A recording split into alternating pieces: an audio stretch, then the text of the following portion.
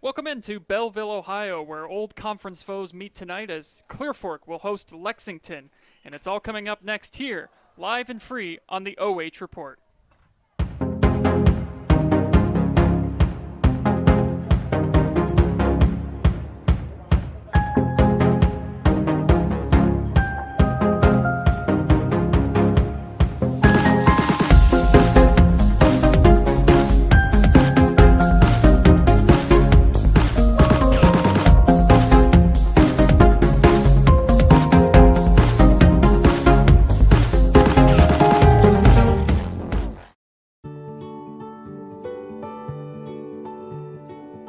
We are uniting Park National's family banks under one name to serve you more. This bank's about service to the community. I mean, your customers become your family, and by and large, you become their family. Customers do come in and they do feel like they're a part of our family, and they feel like they know us and we know them and we care. Park National, our family of banks, all together now.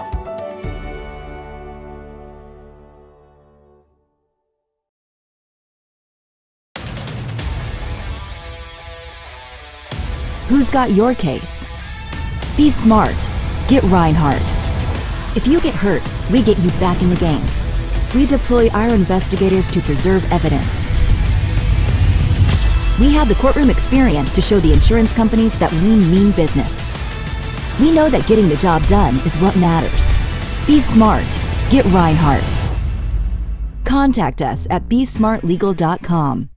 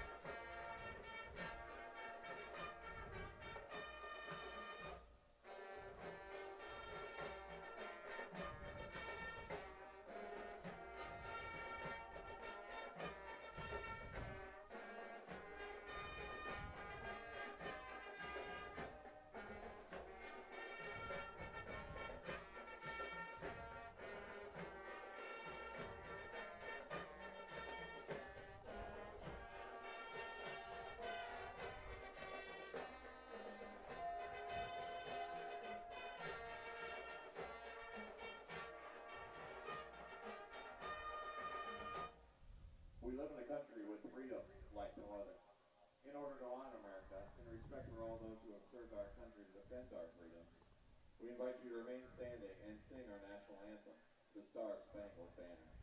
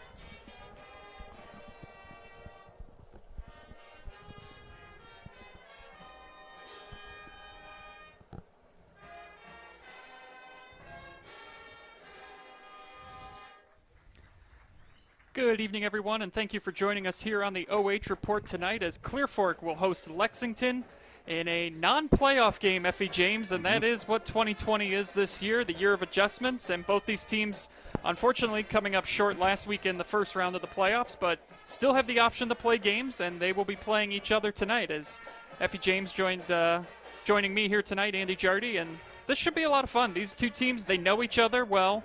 They've played a lot when they were both in the OCC, and now just pride on the line tonight, really. Yeah, and the fact is it's still a rivalry. You know, they are neighboring communities, and, you know, there's an intense rivalry between these two communities, always have been, whether they've been in conference or out. So it ought to be a real interesting ball game, and with high competitive stances on both sides. Yeah, as we mentioned, these two teams in the same conference in the OCC for many years. And as far as the series history goes, the last 15 meetings between these two schools, Lexington leads it 8-7. So it's a competitive game year in and year out. Clear Fork did win last year's meeting 43-16 at Lexington. The Minutemen did win here and the Valley in 2016, pitching a shutout 21-0. Both these teams did not play each other in 2018 or 2017. For the Lexington Minutemen, it is coached by Tim Scheid, and one thing that he's talked about with this team, they've just struggled to finish drives, Effie. We saw that in the game against Mansfield Senior earlier this year. It's an offense that just has had a tough time really getting anything going this year. Right, and we've seen them have, you know, flashes where they played well and put together a couple nice plays, but like Coach Scheid is saying, you know, sometimes it's tough to get that finisher's mentality, especially into an offense when you're trying to finish drives or sustain drives. That takes a lot of discipline and some things that just may have been missing with this young Minuteman group. Last week for Lexington, as you see them getting ready to take the field here, last week they played at Rocky River in the playoffs, Division III, Region 10, losing that game 29-7. 48-yard touchdown run by Jordan Byrice, though, in the first quarter did put the Minutemen up 7-0. They led 7-5 at the half. They had a punt blocked for a safety to get to that score, but Rocky River turned it on in the second half, winning that game 29-7. They also outgained the Minutemen 282 to 81 yards. So it's been a tough go for them offensively. As for Clear Fork, though, the offense, Effie, seems to be clicking these last couple of weeks here in the season. Yeah, and I think Coach Carroll he's extremely happy with the progress of his team. They came in with a lot of unproven guys, offensively especially, and this group has grown. And this is a season where I'm sure he wished they played a regular 10-game season, because this team has gotten better and better each week. And right now, I would say, and I'm sure the Clear Fork fans would agree, they're probably playing the best ball they played all season. So this is good for them to get this extra game in. Yeah, we've seen them. We were here a couple weeks ago when they got their first win of the season against Pleasant, a game they won 35-14. That's really when the offense kind of started to gel, because then the next week they took on Marion Harding, beat them 54-14. And then in their playoff game last week, Division IV, Region 14, they traveled to Edison, lost a shootout of a game, 35-28. So the offense seems to have found something here these last couple of weeks. And really, it's because of a 3-quarterback system that they're implementing here at Clear Fork. And right. I was watching college football last night. Arkansas State was playing Georgia State, and they were going with a 2-quarterback system. And they made the comment, if you have 2 quarterbacks, you don't have 1 quarterback. Well, right. Watch Arkansas State. They do it successfully. Sure. And here they're raising the bar and going with 3 quarterbacks. Well, absolutely. And I think the way they utilize their quarterbacks is to maximize their athletes on the field. So, you know, what Coach Carroll has done is said, listen, I'm not going to take one of my better athletes and put him on the sideline. I'll bring in another quarterback. You know, Brady Tedrow, to me, to look, he is the alpha, the A1 at quarterback in terms of being able to do it all. But when they bring other quarterbacks in, they can move him around and kind of hide him in formations and utilize him more effectively on offense. So they've been able to do a lot of that, and I think that's why they've been able to score more effectively in these games. Yeah, taking a look at their playoff game last week at Edison, they did come up short 35-28. Colts did lead that game 28-21 after the third quarter, and you mentioned Brady Tedrow and the job he did. 34 carries, Effie, wow. 253 yards on the ground, including 2 touchdowns. Ashton Lyon also getting some snaps in that Wildcat formation and the rotation of the quarterback systems. He had 5 carries for 32 yards and a touchdown. And then Victor Skoog, who they bring in to throw the ball, he had 71 yards passing. And Coach Carroll after the game saying, quote, "These guys have nothing to hang their heads about. The team is young, but is getting the necessary reps that will put Clear Fork football back to the standard we know we can play at." So they're definitely, I think, clicking at the right time, and it's unfortunate in a season like this that it's not a 10-week regular season, then the playoffs, because I think they'd be very dangerous after 10 weeks. Absolutely, and again, with this the unique season that we're playing with here, that's everybody has had to adjust. But I think Clear Fork is one of the teams that has made the best of this situation, and they've got a lot of young guys, as Coach Carroll said, that are going to be major contributors next season. One thing we were talking about this before the game, Effie.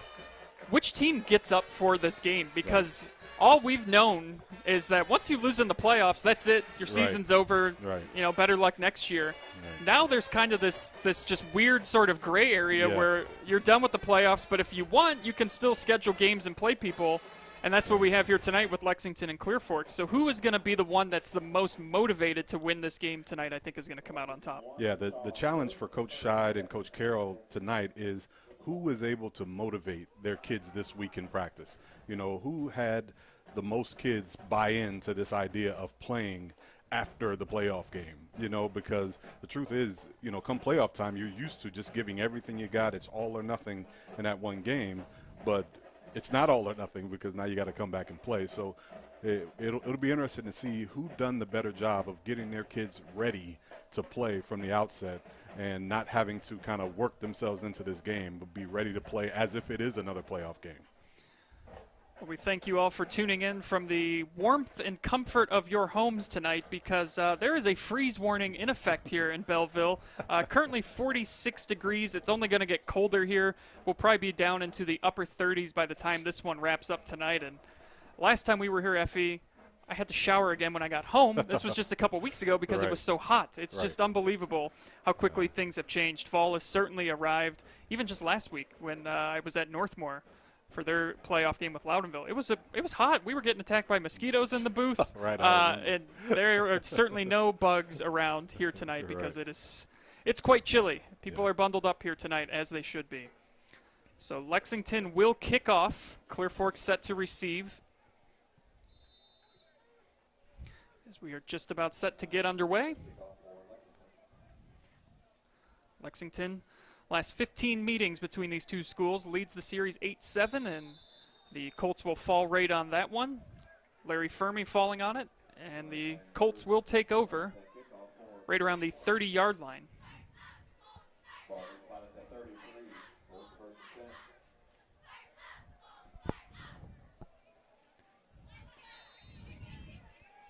So that is where the Colts offense will take over at the 33-yard line.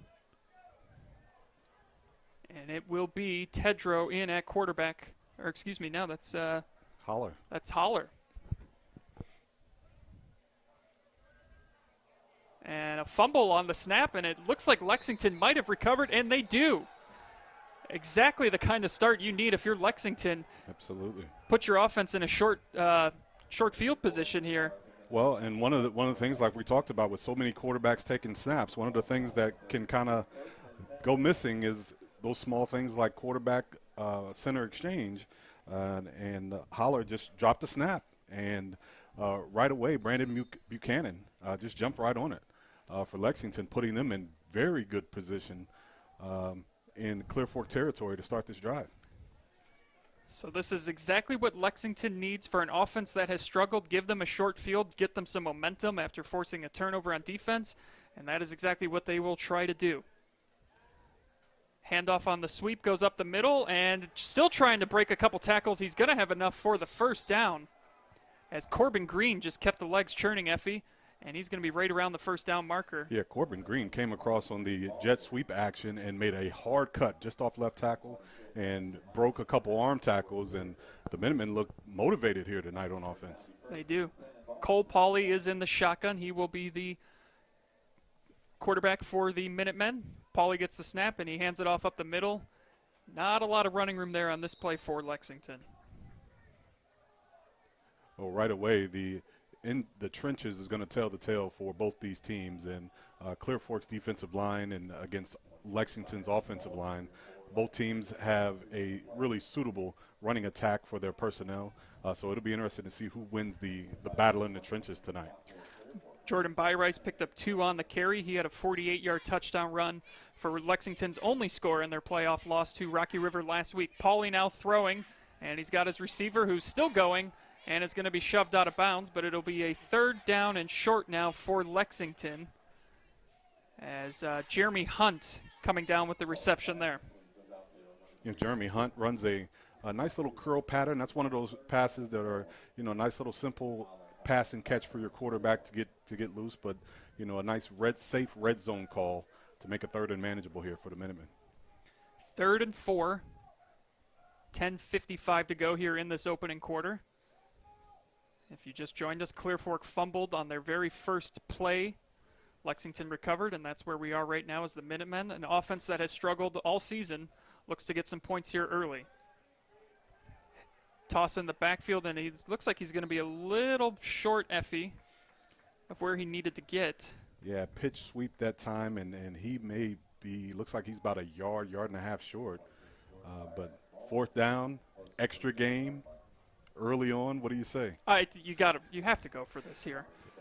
Looks like it's going to be 4th and 2 as Byrice came up just a little short.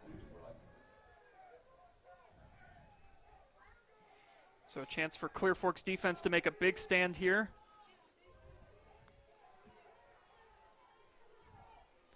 Pauly in the shotgun. He's got Byrice off to his left, 2 receivers out to his left, and the handoff goes to Byrice. He moves ahead. He's still going, and he's down inside the 5-yard line where it'll be a 1st and goal for Lexington. Nice hard run that time by Byrice. He cut up inside left tackle, turned his back, made a couple spins. He was determined to get that 1st down. And the Minutemen are really putting together a nice drive here early. Got themselves inside the 5-yard line, smelling the end zone. And this is one thing Coach Scheid has talked about. They haven't been able to finish drives, converting that 4th down a big step in the right direction. Pauly again in the shotgun. Handoff goes up the middle, and it looks like he might be in. Yes, it is. Touchdown, Lexington. Corbin Green punches it in for 6. And just like that, Effie, the Minutemen strike first. Power football for the Minutemen, primarily off left tackle, that whole drive, and Corbin Green. And again, these Minutemen backs are running with purpose tonight, and they got in the end zone. They didn't look like a team that struggled finishing on that drive.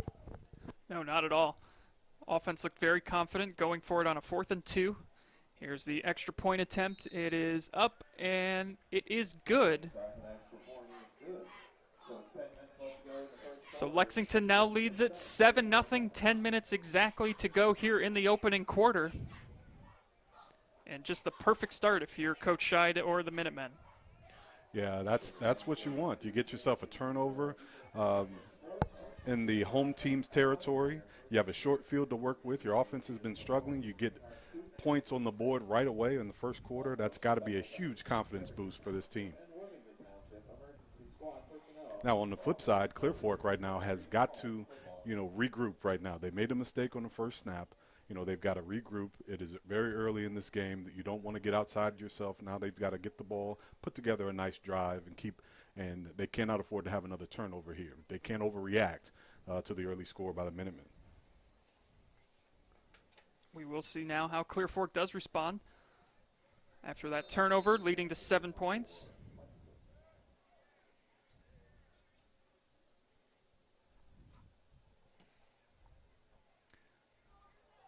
And once again, Fermi falls on it. Right again at about the 33-yard line. A little deja vu there, Effie. Exactly.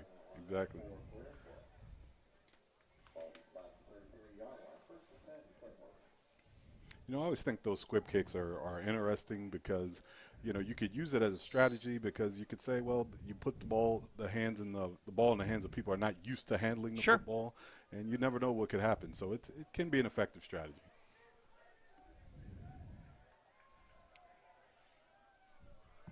Victor Skoog in at quarterback. Skoog in at quarterback. And it's a toss to Tedrow, who is brought down in the backfield. Great job by Lexington's defense.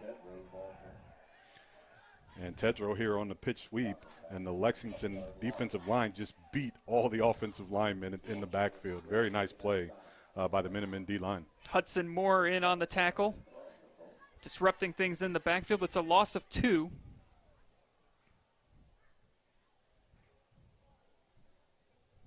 Second down and 12, 9:27 and counting here in the opening quarter. Skoog under center again at quarterback. And it's a toss again. Tedrow picks up about what he lost on the previous play. It'll be a 3rd and long for the Colts. Power pitch sweep again, with Skoog being the lead back through. Both teams, like we talked about, trying to play some power football and establish the run early in this game. And with the chilly weather and all of that, if you can have a sound running game right now, it's to your advantage. And I think that's what Clear Force wants to try to establish here early. We'll see if they are forced to pass here on this 3rd down and 9. Skoog has trouble with the snap, and now he's just going to try and run for it, and he's got nowhere to go. So some issues with the snaps, Effie. And Clear Fork did lose their starting center before last week's playoff game with a broken hand, so I know the offense has had to make some adjustments. Well, and I think in both cases it looks like the quarterback clearly had the football, and definitely in that case, Skoog just turned and he dropped the football. And, the little things, and I will continue to say this, I don't care how long this season goes, when you don't have that preseason to work on the little things, it's going to show up throughout the season, and that's what's happening here to the Colts. Colts punt this one away. Lexington takes it at about the 35-yard line, makes a couple moves, and gets out right around the 38-yard line, 39. Forward progress might have him down at the 40. But so far, as good of a start as you could hope for if you're Lexington. Force the turnover on the very first play of the game, and then you turn that into 7 points, and you force Clear Fork into a quick 3 and out, and you've got the ball back in good field position. And right now for the Minutemen, Jordan Byrice has been a strong runner. He's established himself off that left side, and what they're doing up front, they are winning the battle of the line of scrimmage so far. Yeah, as we mentioned, Byrice had the touchdown last week against Rocky River. The week before that, he had 2 touchdowns against Madison, 1 for 12 yards and 1 for 16 yards. So he is definitely their big playmaker in the backfield, as Braden Stutz didn't have a lot of running room on that play, Effie, as he loses 3. They tried to run the same play, the jet sweep to 13 that time, and just was no room on the outside. And, they're trying to show some variety in what they do, but the Clear Fork Colts were all over that perimeter play.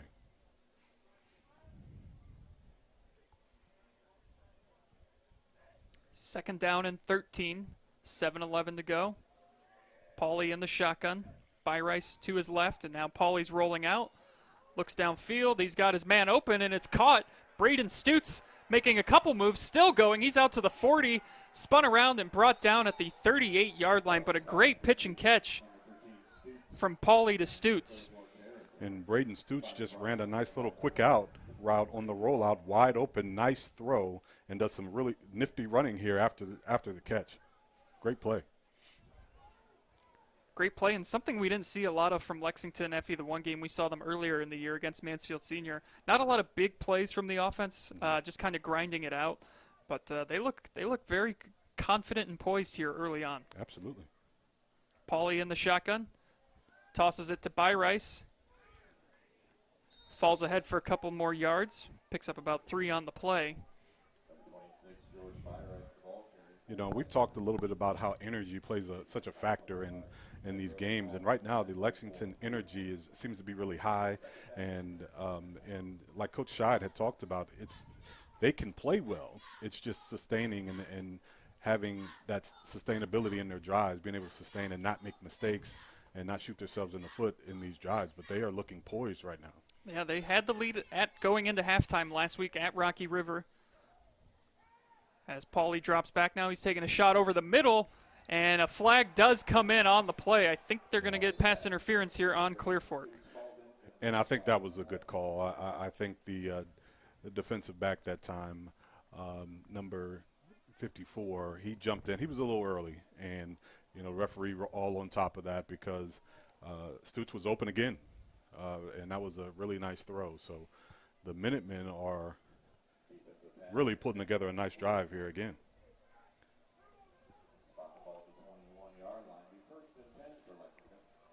So that'll move them all the way down to the 21-yard line.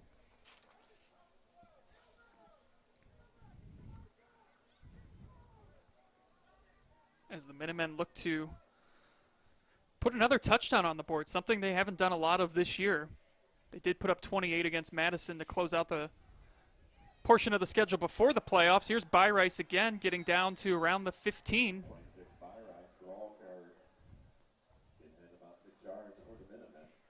Brings up 2nd down and 4.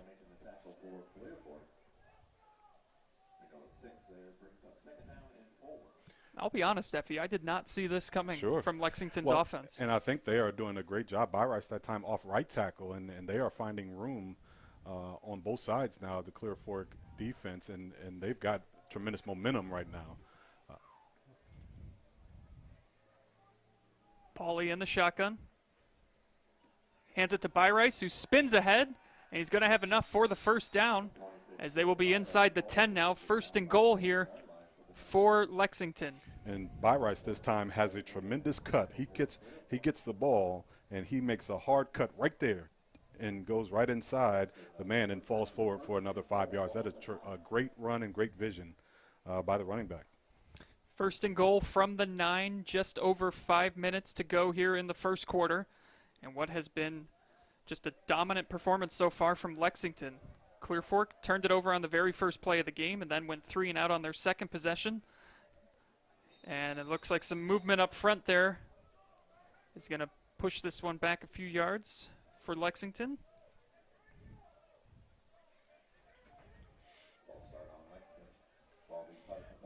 Yeah, and those little things are the things that we're talking about. You're rolling here, and you can't afford a penalty. It puts you behind the sticks here. But illegal motion that time on the Minutemen puts them back 5 yards. So it'll be 1st and goal from the 14-yard line now.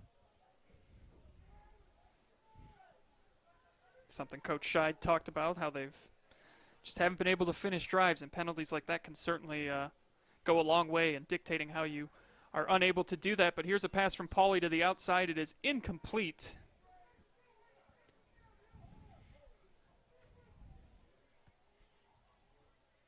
I like the idea there. The Clear Fork defensive backs are given a lot of cushion outside, and he just ran a quick little out route, nice little 5-yard out, and quarterback just missed him. But I like the call there on 1st down. Yeah, pass intended for Zane Strickland, the sophomore. It's a young team for Lexington, too. There are a lot of sophomores across the board for the Minutemen.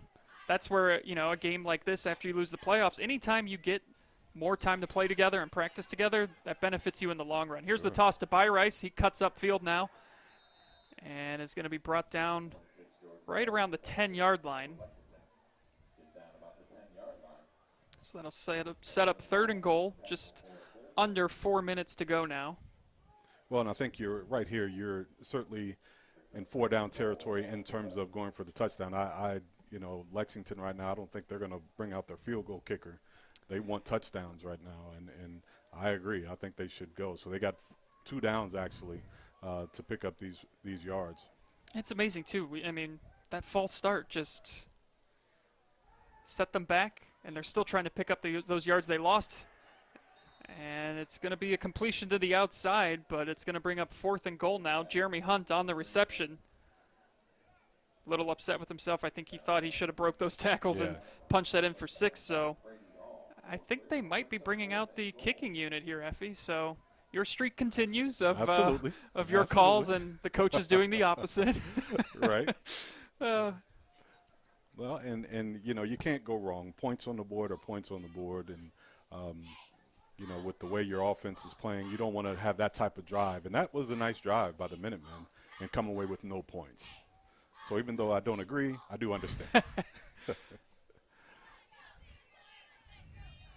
Field goal attempt here is up, and it is good. So Lexington has themselves a 10-0 lead. A.J. Young, the sophomore kicker, putting it through for 3.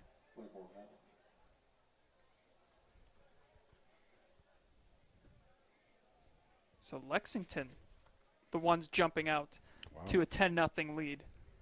3:28 to go in the first quarter. Well, you talk about motivation to play, and we are still very early in this game, and that. But one thing is for sure, the Minutemen came to win.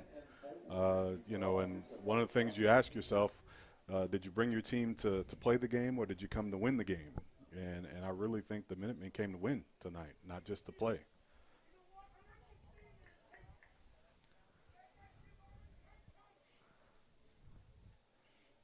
So we'll see. It's a weird sort of atmosphere here tonight. Yeah. I mean, there's a decent amount of people here, but we're on the Clear Fork side of things. It's quiet. And people might just be cold. I mean, it's pretty chilly out there. Well, I think they might be surprised also. Yeah. I think, you know, like we said, Clear Fork has been playing well.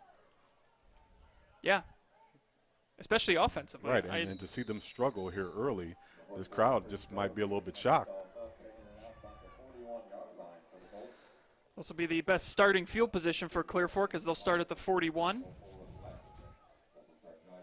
And those mishandles on the snaps, is that a factor of the cold weather? I mean, is it sometimes just like you're you know? It can be, especially when there's such a quick change when the temperature drops 10, 15 degrees in the course of, you know, an hour or two like it has here.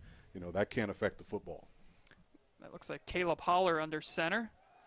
Handoff to Ashton Lyon, and just nowhere for him to run. Gets maybe a yard on the play.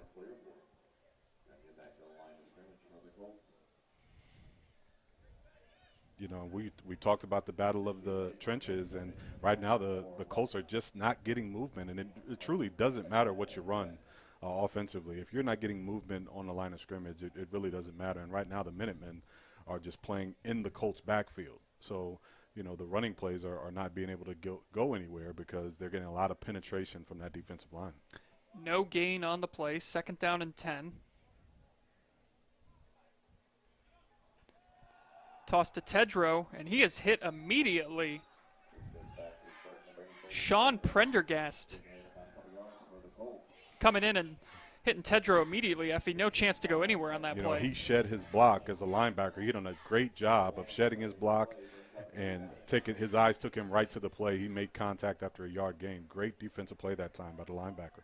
So it is 3rd down and 9.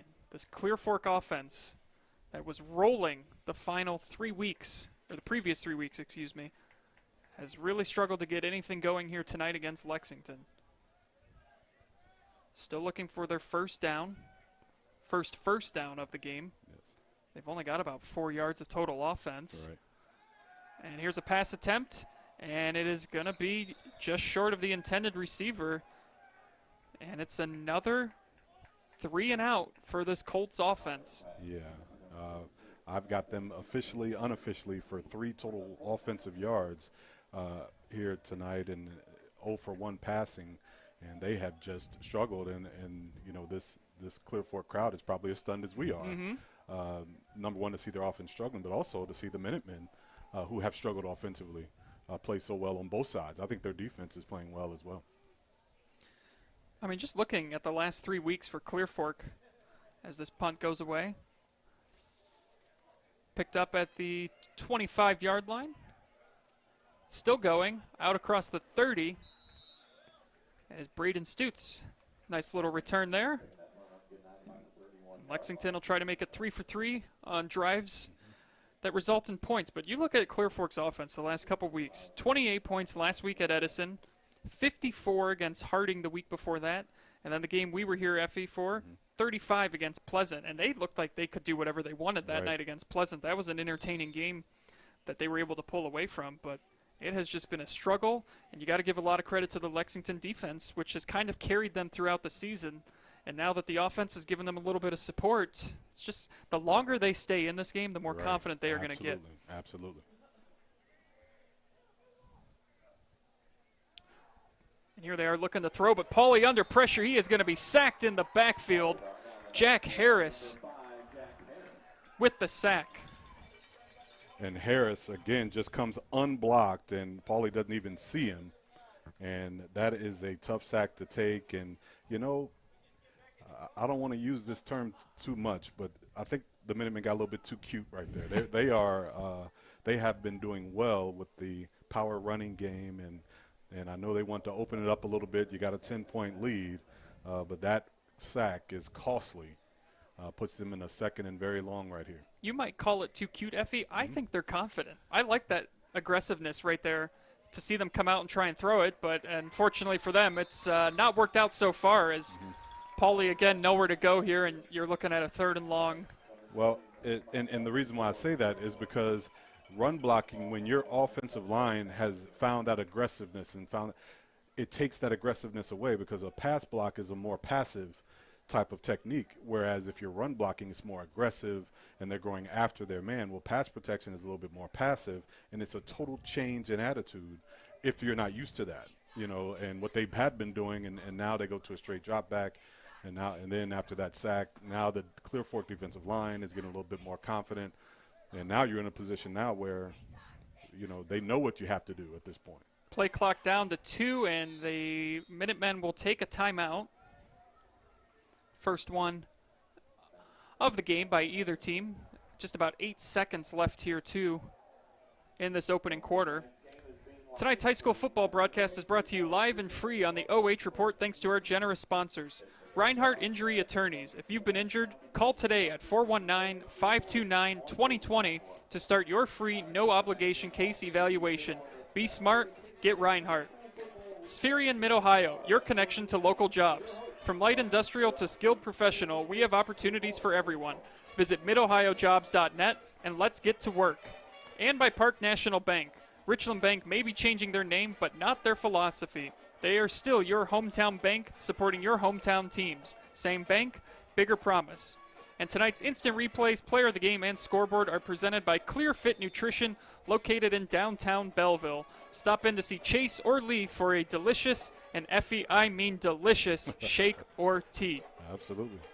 So thank you for joining us here tonight. Andy Jardy alongside Effie James. And what has been a surprising first quarter, I think, for a lot of people. Lexington leading 10-0. Facing a 3rd down and 23 right now, though. And it is a empty backfield, 4-receiver set. Paulie over the middle's got his man, and he came down with the catch, and he is still going. Are you kidding me, Effie? All the way in, touchdown Lexington. Paulie to number 37, who unfortunately doesn't have a number on our roster, and this happens at least once a week, but it is a touchdown nonetheless for Lexington. Oh my, a really nice call, a post over the middle, and there were Clear Fork defenders there, and they just missed the ball. And once we find out who number 37 is, we're going to tell you, because he made a great play to go get the football and then took a hit, kept his balance, and ran in for the score. 80 yards 81, on that play? 81 yards wow. Was that touchdown pass from Paulie to the unidentified number 37. But wow, you talk about the perfect finish to your perfect quarter here, as the extra point attempt is up and good. Wow. Sounds like Baden Forup came down with that reception. So Baden Forup with that reception. And are they going to do the kickoff right now? Or no, that is going to be officially the end of the first quarter. So when we come back, we will have the second quarter for you. You're watching high school football live and free on the OH Report. Customers do come in and they do feel like they're a part of our family, and they feel like they know us and we know them and we care. Park National, our family of banks, all together now.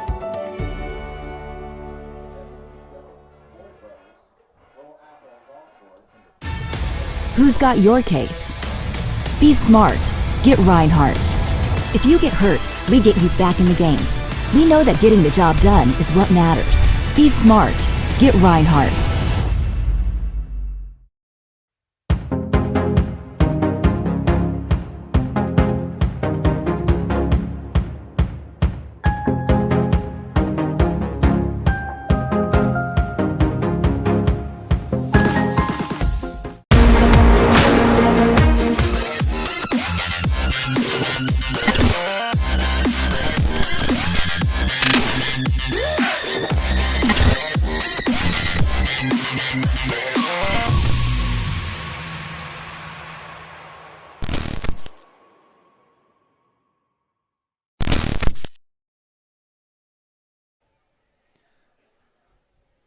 Welcome back into Belleville, where Lexington leads 17-0 as Clear Fork will take over.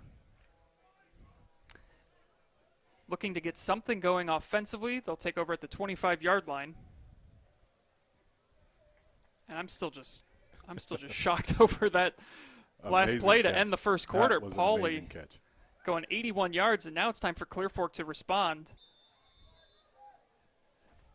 As Tedrow picks up a couple on the play. And you know, Skoog mishandled that snap again, and they are having all kind of fits with the ball handling for their quarterbacks tonight, which is throwing off a lot of the timing in their running attack.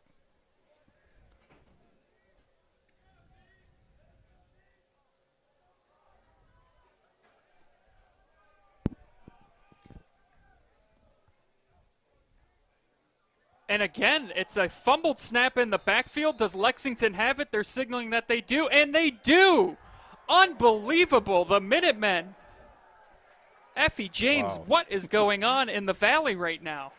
Well, it is all about ball handling, you know, and I know we're not in basketball season yet, but it's still ball handling miscues, quarterback to back exchange, quarterback center exchange, and the Colts are just having all kinds of problems handling the football right now.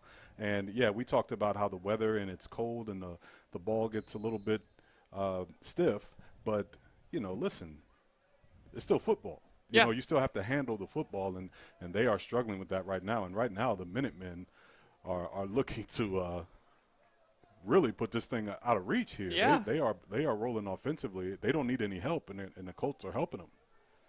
So it is Pauly in the shotgun.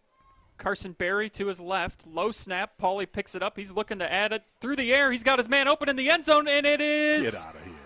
Incomplete. Just couldn't come down with the catch, but it was oh so close to being a 27-yard touchdown pass. Again, Braden Forup, the same guy, I believe.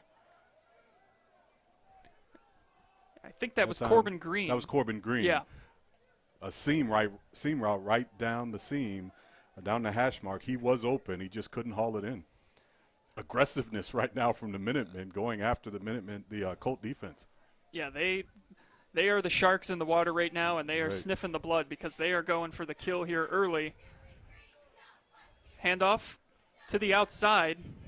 Carson Berry picks up a couple on the play before he is pushed out of bounds. But just what a start for Lexington. You know, and I think the Minutemen attitude here is really showing in their aggressive play, their aggressive play calling, the energy that they have in their running game and passing game. They look like a team who was prepared to play this game. You know, there's some teams this week across the state of Ohio who are being drugged out on the football field tonight. Yeah. But this team is surely not one of them. They came here prepared to play. 2-yard run by Berry made it 3rd down and 8. And here's a toss into the end zone. And did he come down with that, Effie? No, he did not. Incomplete pass. A lot of contact down there before the ball arrived. Corbin Green again running to the end zone, but like I said, a lot of contact, but no call. So this will set up 4th down and 8. 10:50 to go here in the second quarter. And they are going to trot out the field goal kicker here, Effie. Why not? Yeah. It's A.J. Young, made one earlier in the game. And he gets his leg under this one and off the crossbar. Just short, Effie, but a great kick attempt nonetheless. You know, the aggressiveness is showing in every part of the Minutemen team, offense, defense, and even special teams, even though this is a little short. Just short. But again, the aggressiveness of the Lexington Minutemen that they're playing with is really admirable right now. They've had a tough season, and, you know, they could have easily walked into this game and said, you know, who cares what happens, but they are playing for pride right now. This Lexington community has come out to watch them play, and they are really playing well. could that missed field goal be the spark maybe Clear Fork needs? Because nothing has gone their way, and maybe that turns it. We'll see. But first things first, they just got to hold on to the football. Right.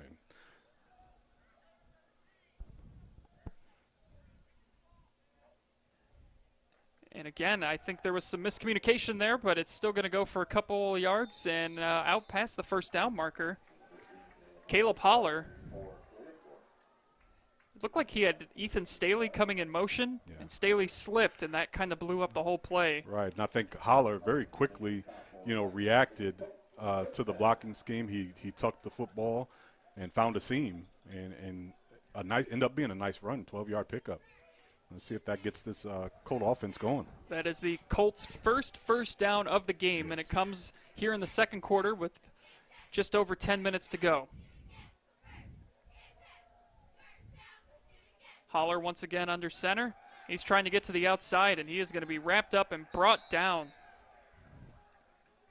Lexington's defense once again, Effie, the execution up front right now is just very impressive. Yeah, and you talked about there was possibly a change at center, and you could tell there is a half-step pause before every offensive play, and it seems to be throwing a lot of the timing off on what they're trying to do offensively, because the quarterback has to hang in there for an extra count to make sure he's getting the snap, and you could tell how that's throwing off all the timing. And that, along with the Lexington Minutemen defensive front just being aggressive up front and getting into the backfield, is just causing havoc for this Colt offense. Holler, little swing route out there to Tedrow. It's incomplete, though. So it's going to be third down and 11. It's an interesting defensive formation, too, that Lexington runs. They only have the 3-down linemen. Right. And what you do sometimes when you don't have your defense, you play the type of defense that suits your personnel. And right now, Lexington may not have so much defensive lineman type build of guys, so they have more skill guys. So what you do, you put less defensive linemen on the field, more linebacker skill guys, more aggressive safeties on the field, and either way it works, and it has worked tonight for the Minutemen. Here's Tedrow now with his feet, picks up a couple, but it's going to be short of the first down marker.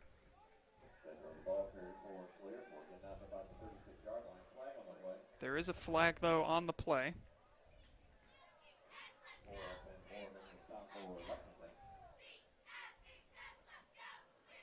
And it's a face mask, so that is going to, I think they're only calling it a 5-yarder, Effie. Okay. So it's still going to be fourth down.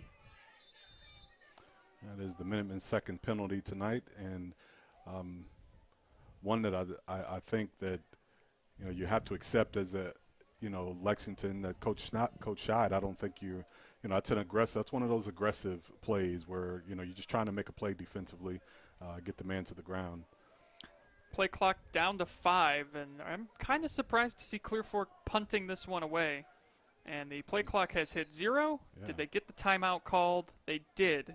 Well, also the stick says third down. It so does. A whole lot of confusion down there on the field. We saw this, or I saw this last week. Travis and I were doing the Northmore-Loudonville game, and crucial part in the game, and Northmore looked like they were going to come out and punt it on 4th and 1, but they took a timeout, then came out and ran a play offensively and picked it up. And I'm curious to see if that's what Clear Fork does, or if they're committed to punting this one away. I feel like they've got to almost go for this just to get something going. Well, I think we've got to keep in mind it is early, 17-0, and this type of ball game does seem big, but we have also seen Clear Fork be able to put up points. So you don't want to risk giving the ball to the Minutemen in your territory at this point. So, you punt it away, you got to pump your defense up, and once again, it looks like I could be wrong because they've got a quarterback on the field. A tradition unlike any other, Effie. I look forward to it every week. And everything you say makes sense. It's always the opposite. Oh, it's great. So Clear Fork is lining up to go for this now. Or is it third down?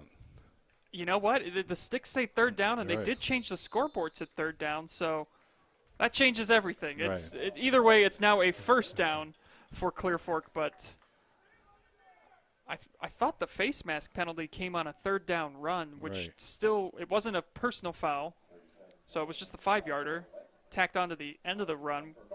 I don't know. There was some confusion out there. But the Colts keep the drive alive, picking up what was listed as a third down, and now looking to build off of it and get on the board for their first points of the night. Holler gives the handoff. Lyon picks up about 5 on the play. So they're starting to get some positive plays, Effie. Yeah, and Ashton Lyon that time on a counter play up front found some room on the left side, and right now they're just looking for some consistency. They've got 2 first downs now, and they're trying to pull together a drive and stop the bleeding right now. They need a drive. They need to run some clock and get some points at the end, and they've got to settle into this ball game because at this point they have not yet.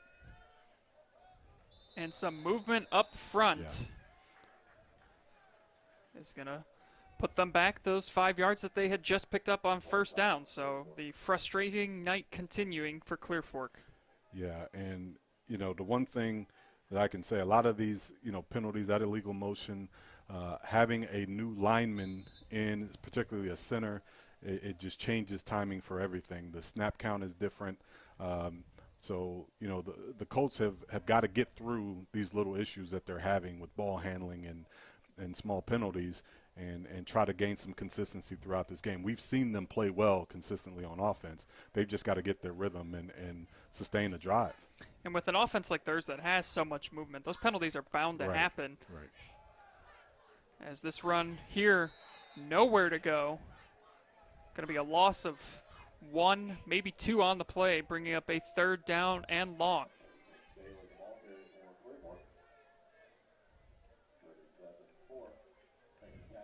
6:35 and counting to go here in the second quarter, and what has been a game totally dominated by Lexington, up 17-0. They've forced 2 turnovers. As Clear Fork's had trouble holding on to the football, 2 fumbles. And now it's a 5-receiver set. Tedrow drops back. Now he's looking to run. And good pursuit by Lexington, but he still is making guys miss, and he is going to have enough, Effie, I believe, for the first down. Just a nice run by Tedrow. Well, Tedrow, like we talked about earlier in the pregame, he is their everything right now. And this, to me, is their best offensive option. With him at quarterback, if you don't have it, take off and run. He is a tremendous athlete. He picked up the first down with ease that time. His athletic ability and vision as a runner really gives Clear Fork an added dimension to this offense that they haven't had yet in this game. I'm with you, Effie. I think he should be under center. I think just what he brings with his footwork. He picked up that third down and 11 like it was nothing. But it looks like Holler is under center again. Lyon goes in motion. And it's a toss to Tedrow. Tedrow out around the 40 where he is brought down, but a nice pickup on first down of about 5. And Tedrow has when he gets the ball in his hands, he is, you can see it in him. He's got great feet. He is an electric runner with the football. And I know what Coach Carroll wants to do is try to get him in different places. We'll see him lined up in the backfield. He'll spread out as a wing or a receiver. We've seen him catch passes. We've seen him throw touchdown passes. He does it all. He's so effective, and they're just trying to maximize what they can get, out of what is their star offensive player. Coach Carroll last week saying about Tedrow, I cannot say enough about Brady and the heart and will that he has, as Tedrow had 253 yards rushing and 2 TDs last week against Edison. But he just rolls with the punches. He'll do what is asked of him. He's just the kind of guy that you want on your team. Right. And right now, the Colts need the ball in his hands. And it doesn't matter whether he's a quarterback. They need the ball in his hands to make plays. He's a guy that can make plays. Even you need a guy that can make plays when the blocking isn't very good or when a missed assignment happens, a guy that can still get you positive yards. And he's that type of player. 3rd down and 1. Lyon comes in motion, and it's a pitch to Tedrow, and I think he is going to be short of where he needed to get, Effie. A great job by the Lexington defense. You know, Lexington up front is just winning the battles up front. They're getting nice penetration that time. And, you know, once again, number 50, Sean Pendergrass, just made a great play. He shed his blocker and got into the backfield and completed the tackle for the loss. Clear Fork will take its 2nd timeout, as they've got, I believe that's their 2nd timeout. Scoreboard's saying 2, but they might have been an official timeout for the confusion on if it was 3rd down or 4th down. But it is a 4th down and 1, as Clear Fork trying to get something going here before the half. Lexington will receive to start the 2nd half, too. They kicked off to open this game. Well, and I think the important thing for the Colts here is, you know, you don't want any mistakes. You got a 4th and 1 here, and, you know, you don't want to get too cute with the football. You want to run something that has been going well for you, fall forward, get the 1st down, and sustain this drive. Because it's important that you get a positive outcome. Even if it ends up being a field goal attempt, you've got to get a positive outcome from this drive and not just allow the Minutemen to take over with no real threat to score. So, you know, this is important 4th down for the Colts. 4th down and 1. Caleb Holler under center. Brady Tedrow in the backfield. Lyon goes in motion, and the handoff. Now they fake it, and he's hit in the backfield, and it is going to be ruled an incomplete pass. But Lexington, again, getting it done defensively, getting into the backfield and causing all sorts of trouble. Everybody look at what getting a little cute looks like. Here's what being cute looks like. And on 4th and 1, and I get it. I understand the thought, because everybody in the arena is believing you're going to run the football, and you're trying to catch them off guard and throw a little pass. That was open. The receiver was open in the flat. But, again, you're not winning the battle up front right now, and your passing game has not been successful, and you know, they had to go for it. I get it, but now they've got to regroup, and defense has got to get a stop. You know, your defense, you know, offense is struggling. Your defense has got to step up here and get some extra possessions. And you know what? I think Tedrow would have had the 1st down if they had handed it off to him. Looked like he had enough room to pick up the yard they needed. But instead, it's a turnover on downs in Lexington. Chance to put even more distance now between themselves and Clear Fork, and keeping the legs going. Carson Berry. Just the effort looks like is just there more from Lexington tonight so far. That's exactly right. It's the effort. You know, I think they're running the same plays they've always ran. They're doing the same things, nothing new. It is the effort of the Minutemen that has been the difference tonight on offense for them, and defensively, actually. Be curious to see how they operate the clock here. 3:40 to go. They will get the ball to start the 2nd half. As Cole Pauly, nice fake there, keeps it himself, and he's out across midfield for a Minutemen 1st down. Now, I really like that play call right there. They had been running power with the running back, and then all of a sudden Pauly pulls it, and he has got a seam, and he's wide open for the 1st down. Great play call, great execution by the Minutemen offense.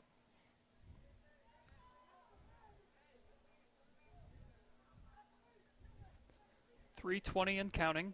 Lexington has 2 timeouts remaining. 1st and 10 from the 46. Pauly's in the shotgun. Receiver comes in motion. He hands it off to him.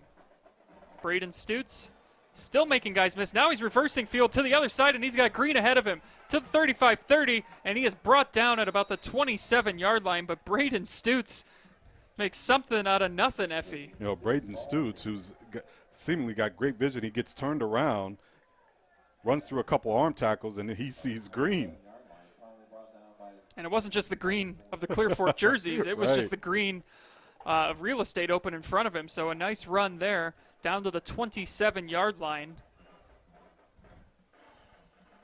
It's a 1st and 10, 2:40 now and counting.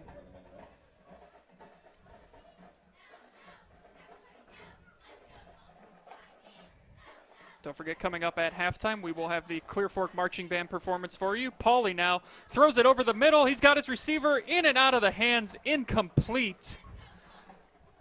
Pass was intended for Zane Strickland, but just in and out of his hands. But again, the throw was there. Pauly making some great throws tonight. That seam route has been there, on 3 occasions, a couple times in the end zone. Receiver just can't bring it down. Those are really good throws, nice throws by Pauly, putting the ball in an area where only his receiver can get it. They just have not been able to come down with that route, but that seam route right up the hash marks has been open for the Minutemen.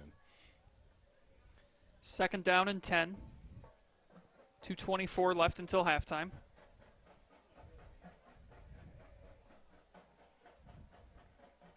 Pauly tosses it. Carson Berry.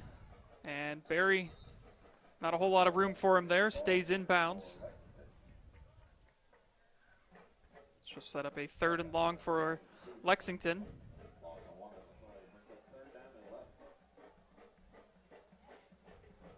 And we've seen they're kind of in the range for A.J. Young's leg. Sure.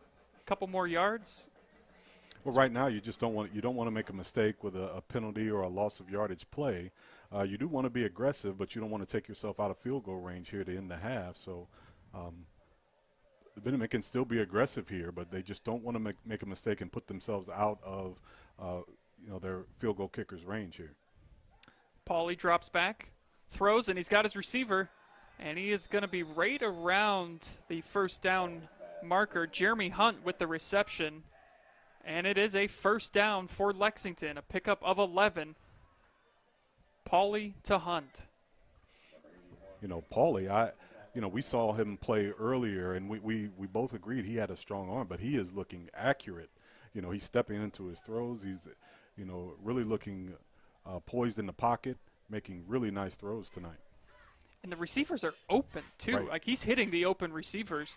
He's putting the ball where only his guys can have a chance to come down with it. Yep. We've seen a couple passes just go off the hands of receivers, but he's made some great throws deep into the end zone. And here he is dropping back, out route to the side. And did he come down with that catch? Yes, he did. Yes, he did. A nice catch right there from Zane Strickland, who did come up just short with one off of his hands, but he came down with that one.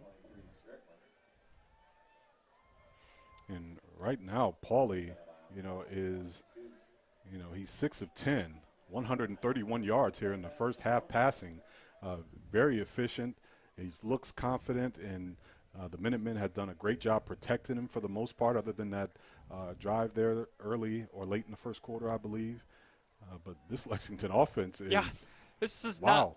not the Lexington offense that we saw on paper. As Pauly keeps it still going, and is he in for the touchdown? Yes, he is. Cole Pauly takes it in from 8 yards out, and Lexington leads 23-0. Cole Pauly on the zone read. I don't think it was a read at all. It was going to keep all the way. He breaks a couple tackles and smells the end zone. Great run by the quarterback. 52 seconds left here until halftime. And Lexington has now made it a 23-0 game. The extra point attempt here coming up from A.J. Young. And a stunned crowd here in the Valley tonight. Extra point attempt is good. So it's now 24-0 Lexington. And I think if we went around the stadium and said, hey, raise your hand if you had Lexington up 24-0 before halftime, wow. I don't think anyone would be raising their hands. It's a credit to obviously the Minutemen staff and their players being ready to play, but also, both teams have played some, stellar opponents. Sure. But Lexington, has a tough schedule. They have struggled, but they have, it's not like they played bad teams. They played, some really good football teams that have really good football tradition. And, they have talent on this team. And sometimes it just takes the right environment, the right game, the right motivation to pull it all together. And so far, in this first half, they've done just that. Yeah, looking at their schedule, they lost to start the season off against Mount Vernon 14-0. Then they got blown out by Worcester 43-0. The Mansfield Senior game 42-6. West Holmes, who we've seen put up a lot of points this year, that was a 16-0 game. So really, it's just been the offense hasn't been able to kind of support the defense. Tonight, the offense has shown up, and you're seeing what could be a very dangerous Lexington team in the years to come, as it looks like they've found something here tonight. And, I mean, they had the lead last week at Rocky River. They were up 7-5. So it's and the key, I think, for the Minutemen moving forward is, Cole Pauly, who their quarterback, who's a junior, is gaining, great experience right here, and it's too bad. And if they could play other games, I'm sure they would want to play more. If I'm a coach right now, have a young team, I'd want to play as many games as the state would allow me to get these guys ready and prepared going into next season. Be very interesting to see what kind of adjustments Clear Fork makes in the locker room at the halftime. Can't imagine Coach Carroll is pleased with anything that he has seen here so far. And they're going to try and get some points here still. And a pass is intercepted, but a flag is going to come in as some definite pass interference there. Ashton Lyon, the intended receiver. Wow. And that was a toss-up. And, even if there hadn't been a penalty, that was a very risky pass that time. It kind of hung up in the air, and it was just a matter of who was going to get to it first. And the Lexington defensive back just grabbed a hold of the intended receiver and getting the pass interference penalty. Yeah, I like the aggressive play call because I kind of thought maybe they would just come out here and run it and go to the locker room content down 24-0. I like the play call. I don't like the decision to throw that pass, though. If it's not there, don't force it. I mean, they got bailed out by a penalty flag there. Otherwise, that's probably an interception, and you give Lexington even that much more momentum. But now this penalty, still have a chance here to put some points on the board. 43 seconds until halftime. Colts have 2 timeouts left.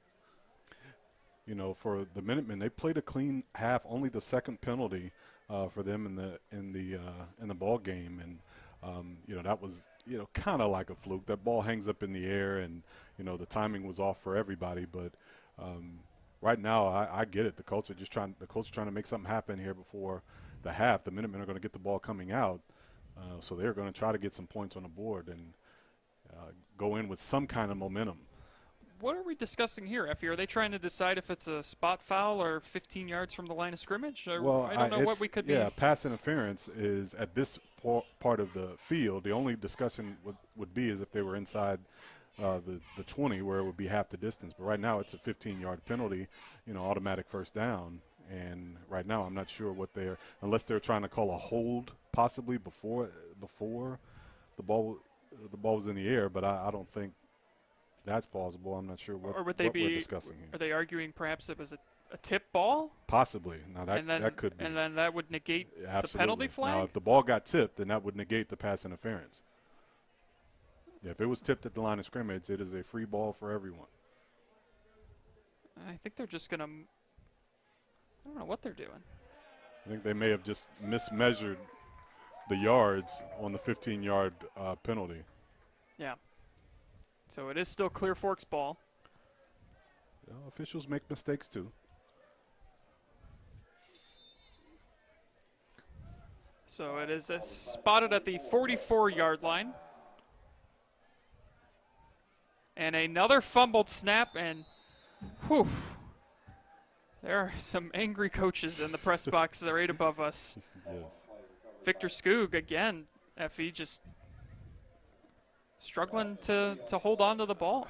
You can attribute that to a lot of things, but at this point, with as much many problems as they've had with it, it's got to be something going on just with the center quarterback exchange, and you're so used to, at this point of the season anyway, you're used to your center. Everybody's used to how the ball is supposed to be delivered, how it's supposed to be handled in the backfield, and when something changes that timing, usually it ends with mishandlings of the football. And then there's always just lack of focus. Sometimes it's little things like lack of focus, but right now it has become a huge problem for the Colts, and it has really held them back ever since that first snap. There's been a number of snaps where they didn't lose it, but Yeah. it just threw off the timing of the play and caused a bad play on offense for them. I believe that is the 4th time tonight where they have had issues on the snap. 2 of them they've not recovered, and I Right. believe that's the second one they've now fallen on. Right. And there's probably another 2 or 3 where they didn't put it on the ground, but it was just mishandled, and it threw off the timing. So they are having some issues with their ball handling, and it is costing this offense. So there's 28 seconds left until halftime. Clear Fork has 1 timeout remaining. Although now they've just put 3 minutes on the scoreboard. Or now they've 30 seconds. They've put it up to 30 seconds here. 2nd down and 13.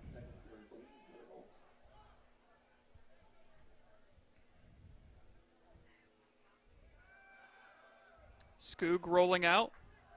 Takes a shot downfield into double coverage, and the pass is knocked away, but again, there's a flag on the play. So right now, Lexington's defense kind of bailing out some of these ill-advised throws by Clear Fork. You know, and sometimes when the ball hangs in the air that way, and, you know, you have defensive backs that have been used to playing the run primarily all night, it takes some adjusting to be ready to play the ball in the air. And sometimes it's difficult when you're playing the technique that these defensive backs are playing, which is reading the eyes of the receiver. So you get in there a little bit early and cause another penalty. 2nd penalty of this drive for the Minutemen. Skoog last week against Edison had 71 yards passing, and we really haven't seen them take those shots downfield tonight. And we've got a timeout again.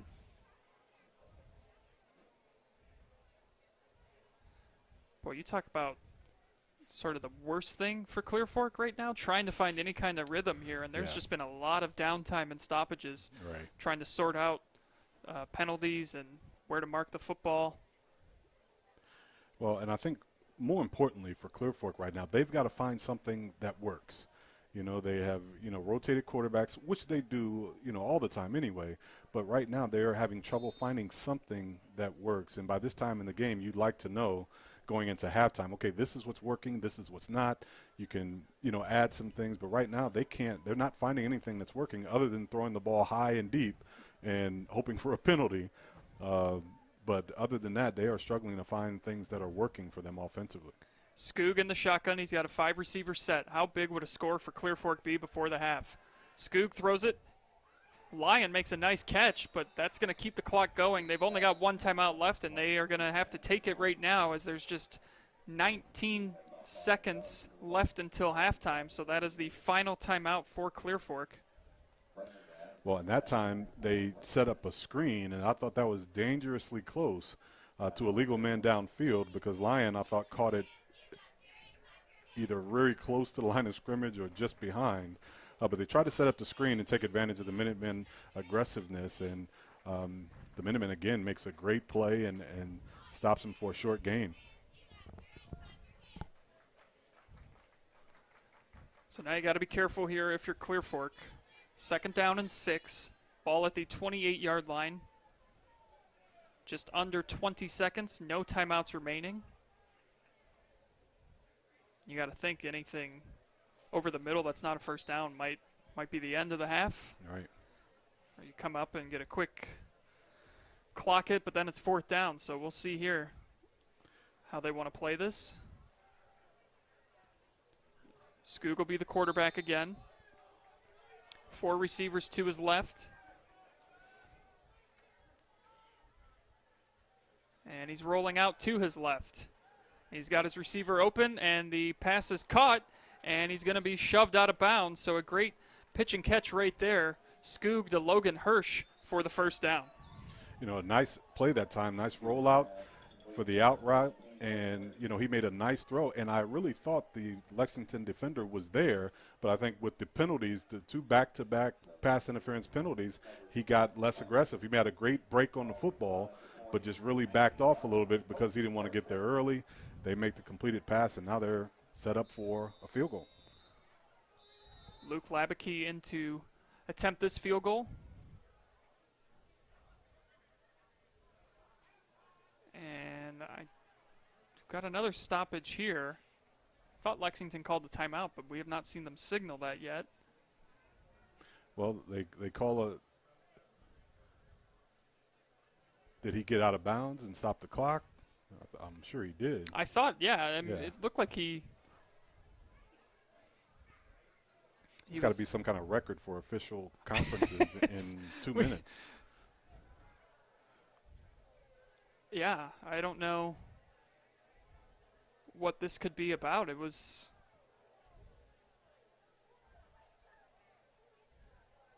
There. I think they're going to put more time on the clock because the scoreboard currently is at all zeros, but I believe there's going to be 7 seconds put back. And you talk about I was wondering if Lexington was going to use any timeouts to ice the kicker. First of all, you don't need to. It's cold enough. Right. I don't think you have to do any of that. Right. And second of all, now that just took Wow. and it is halftime. Wow. I have no idea what they just ended up signaling there, Effie. Did he not get out of bounds? Wow. I did. You know, looking at the clock, I thought he got out of bounds. I thought there was a few seconds left, and he was clearly out of bounds. That wasn't a question. He clearly ran out of bounds. It was just a matter of how much time was on the clock. Well, that pretty much sums up the first half for Clear Fork, as it was all Lexington, 24-0. The Minutemen lead.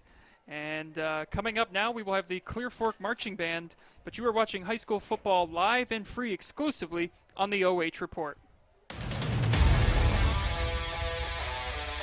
Who's got your case? Be smart. Get Reinhardt. If you get hurt, we get you back in the game. We deploy our investigators to preserve evidence. We have the courtroom experience to show the insurance companies that we mean business. We know that getting the job done is what matters. Be smart. Get Reinhardt. Contact us at besmartlegal.com.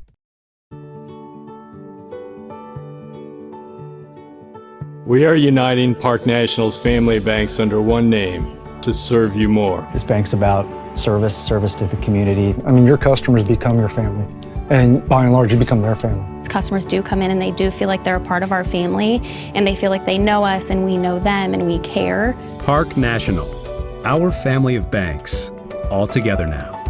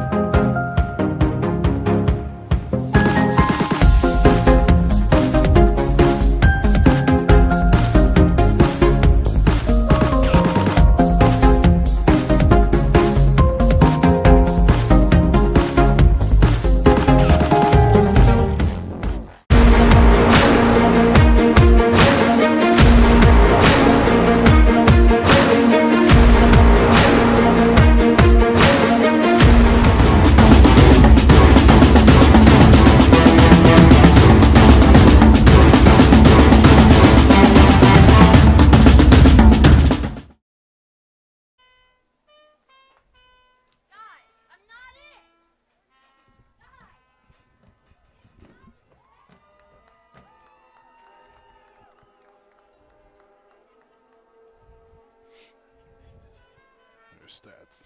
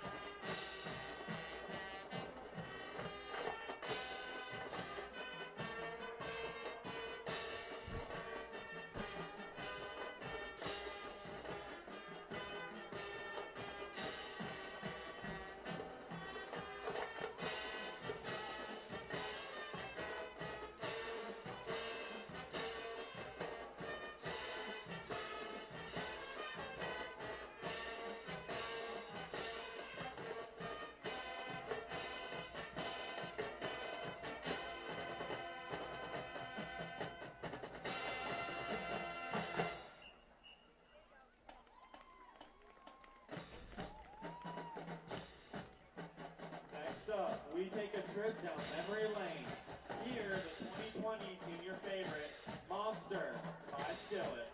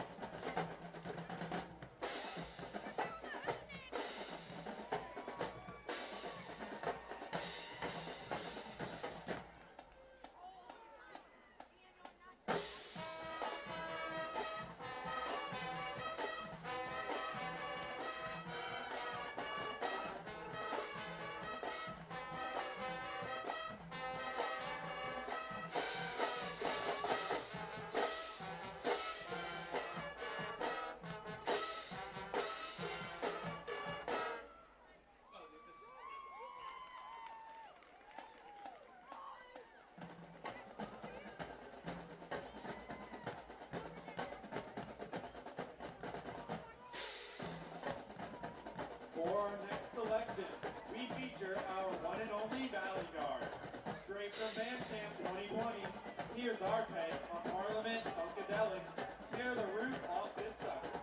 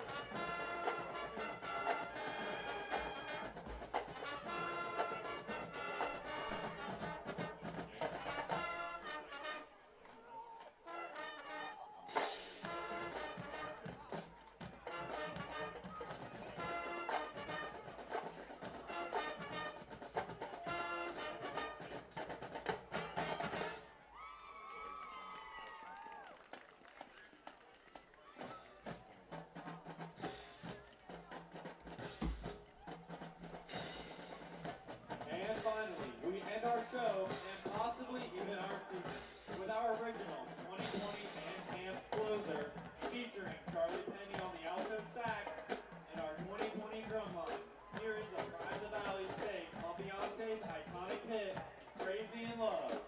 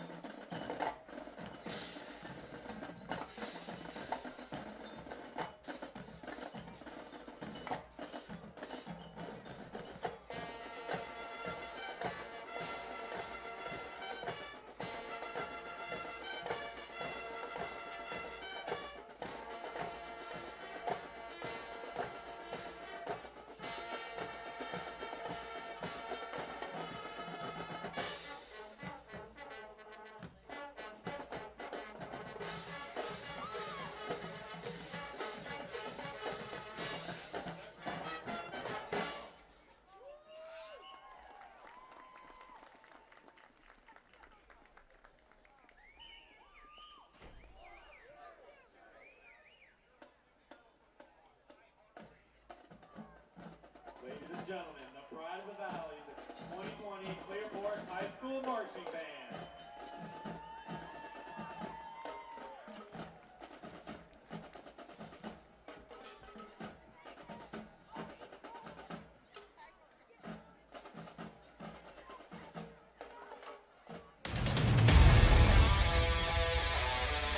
Who's got your case? Be smart. Get Reinhardt. If you get hurt, we get you back in the game. We deploy our investigators to preserve evidence. We have the courtroom experience to show the insurance companies that we mean business. We know that getting the job done is what matters. Be smart. Get Reinhardt. Contact us at besmartlegal.com.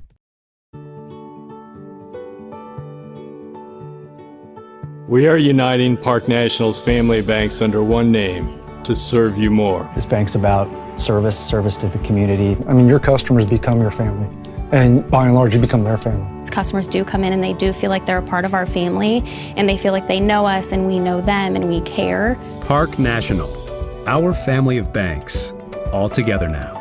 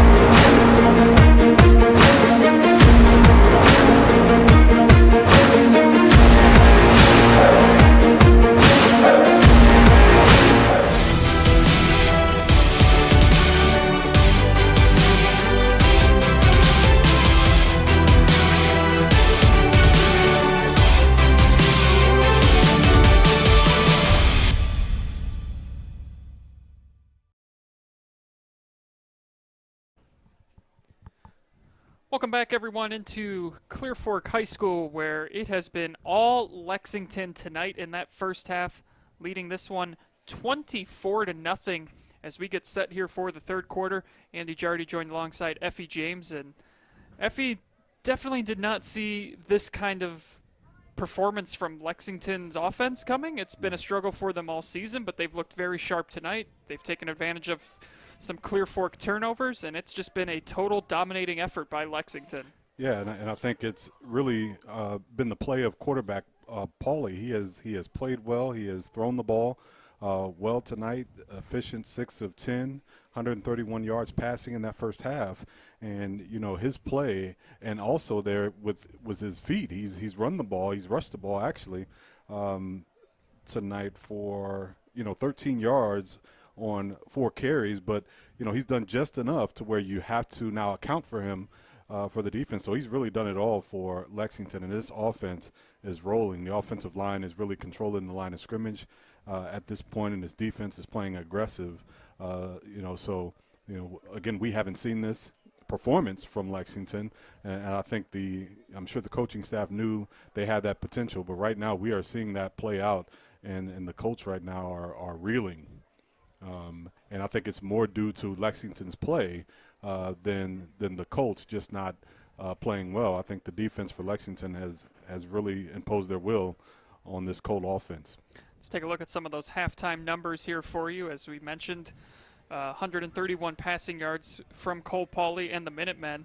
And both teams playing a pretty clean game. Lexington had a couple penalties there, Effie, towards the end of the half on some pass interference calls, but those 2 turnovers are killing Clear Fork right now. Well, and I'll even go as far to say that to fumble the football in the first play of the game in your own territory against a team that is struggling offensively, and they got that first score, and I really think that gave the Minutemen life in this game, and that propelled them to having a great offensive performance in the first half.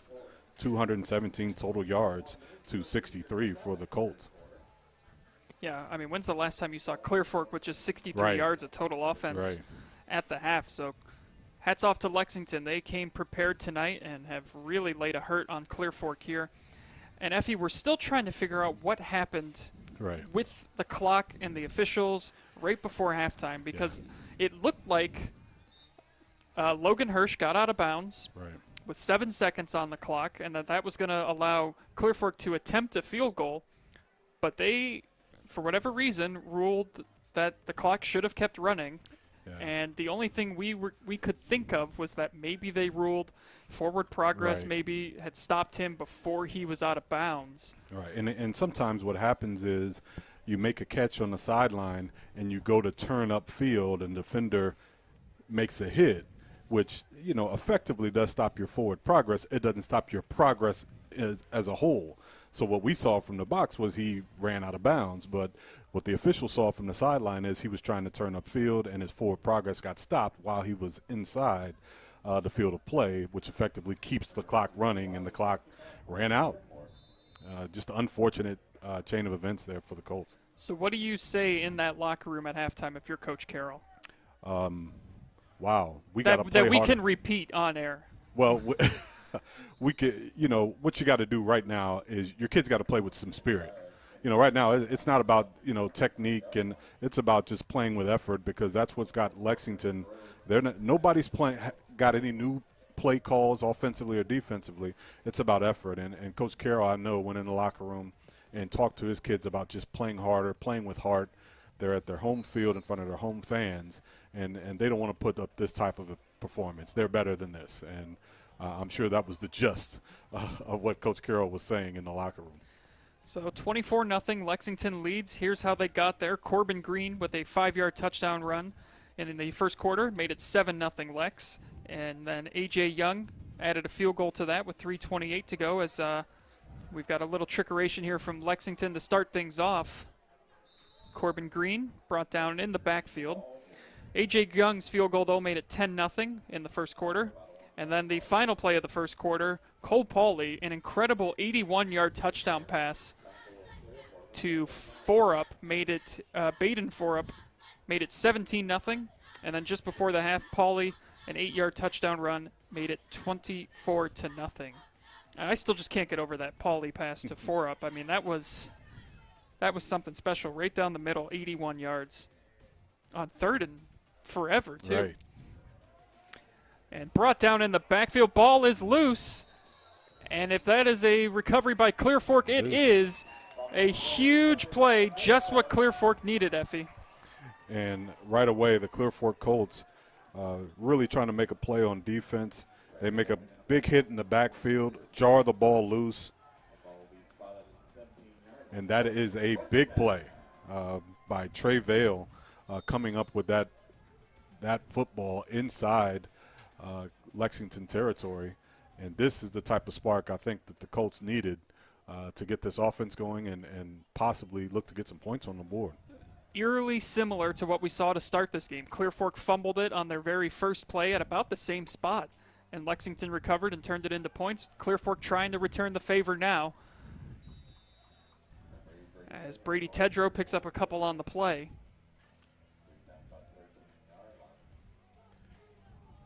You know, and what they need right now is Brady Tedrow to touch the football more, you know, and I know he's got, right now he's up to 10 carries actually, but it's a quiet 10. It's a quiet 10, and for my taste, you know, he has got to have the football in his hands, whether it's at quarterback, whether we pitch it to him, throw it to him. You need the ball in his hands to try to make plays for this offense. Caleb Holler under center. 2 men behind him. Handoff up the middle. Ashton Lyon picking up a few on the play.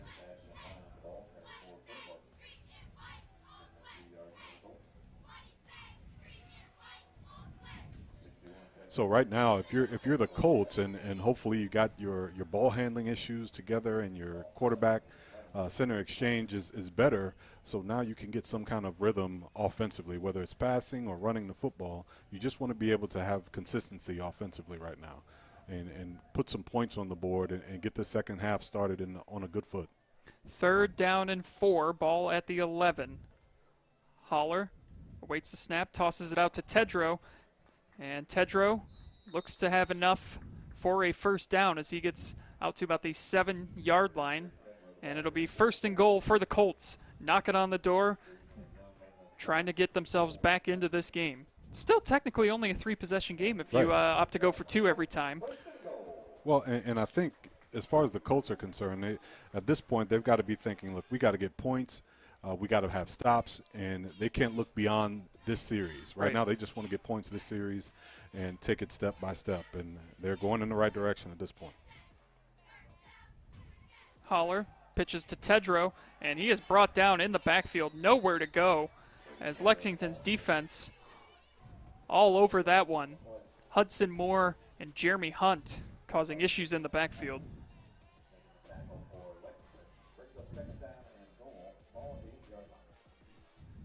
The thing, too, right now, Effie, for Clear Fork, the margin of error is so slim. They basically have to play a perfect game kind of the rest of the way out and need some things to go their way. They forced the turnover, and now they're here inside the 10.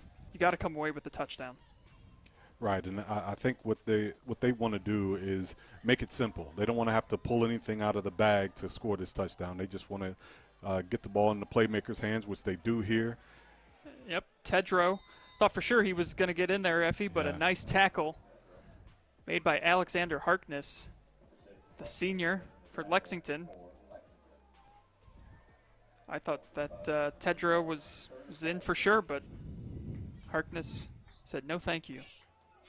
And I thought that was a good call. They tried to get to the more to the outside that time. They had been running interior plays up until that point. They tried to get Tedrow out on the outside in some space, but Lexington making a great play that time in the open field. Just under 8 minutes to go now, 7:50 and counting. 3rd down and goal from the 3. Holler under center.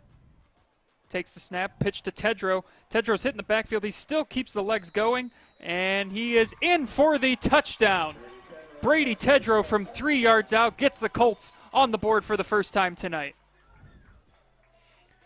And Brady Tedrow, you know, he is the guy for Clear Fork. He touched the ball that time. Primarily, it was his drive, and he got the ball just inside the 5-yard line and really powered forward through some contact to get that touchdown, a much-needed score for the Clear Fork Colt offense. Yeah, absolutely had to have that one right there. And they are going to go for two, Effie.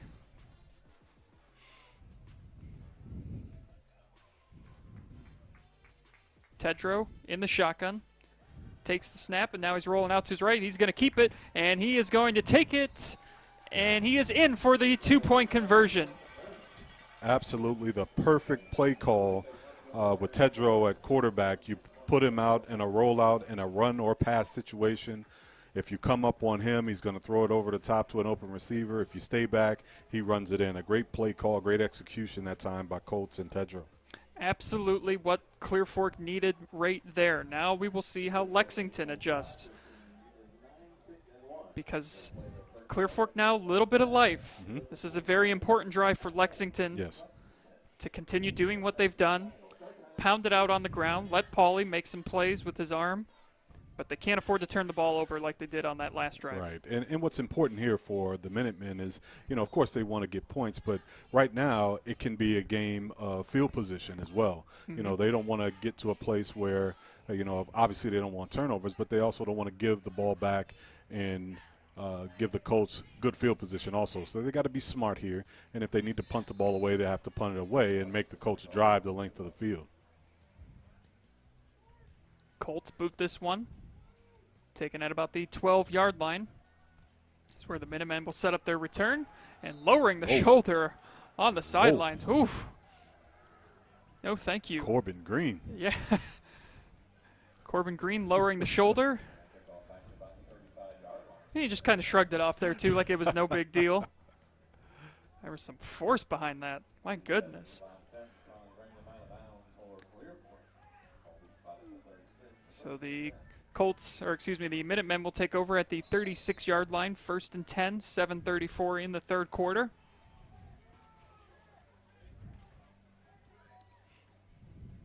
On a chilly night in the Valley. We've seen that potentially have a role in so many of the fumbles we've seen here tonight. Pauly in the shotgun, and they're coming out throwing here to start. Nice little pickup right there.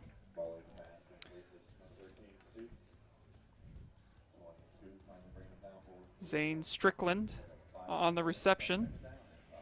And again, Pauly is just in rhythm tonight. He stepped back, and you could always tell when the quarterback's in rhythm because he didn't take any extra steps. He had one hitch and got the ball out of his hands. The timing was perfect on that quick out. Put it right on the numbers. 6-yard gain on first down. Really nice play call and execution.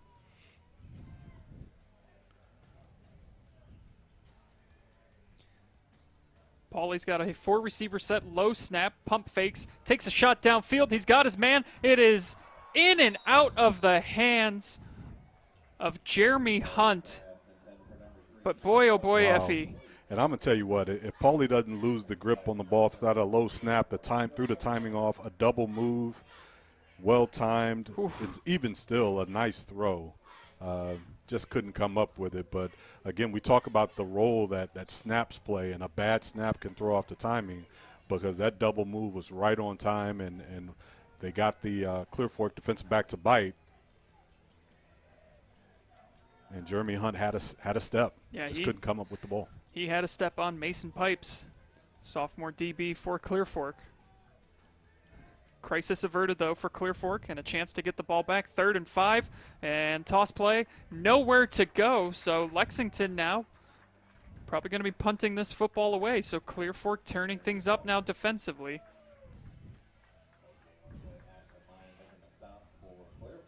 Well, again, that is exactly what you need. Now, when you're talking about coming out of the locker room, you're the Clear Fork Colts. Okay, what do we need to happen? Well, one, we need an early turnover. We got it. Then we got to get a stop. We got to score, then we got to get a stop. Well, they got it. And, they are in good position here.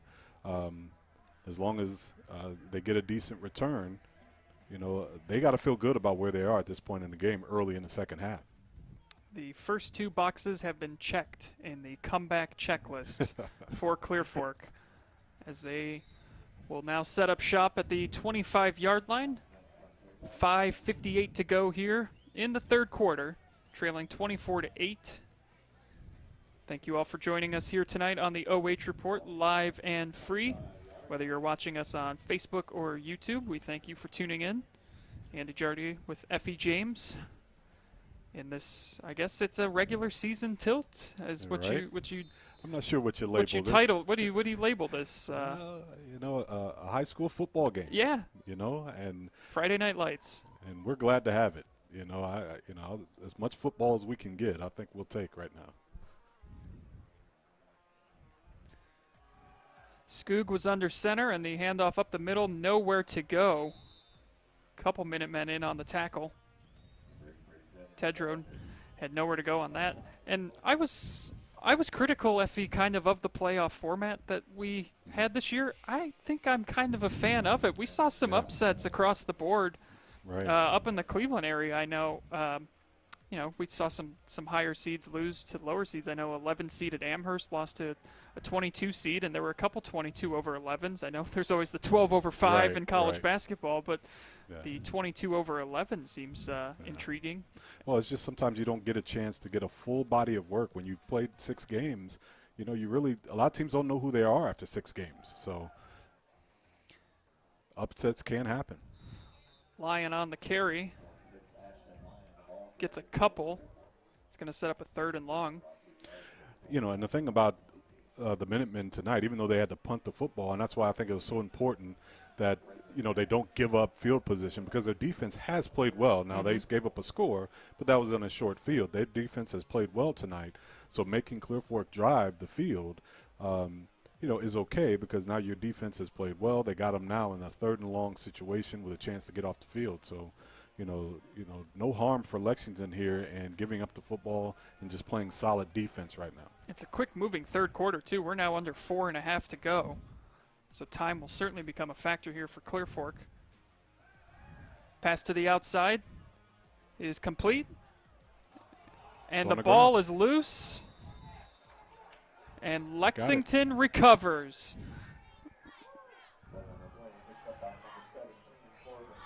Well, I'll tell you right now, Jordan Byrice makes a tremendous hit there, puts his helmet right on the football, and it comes loose, and the Minutemen recover.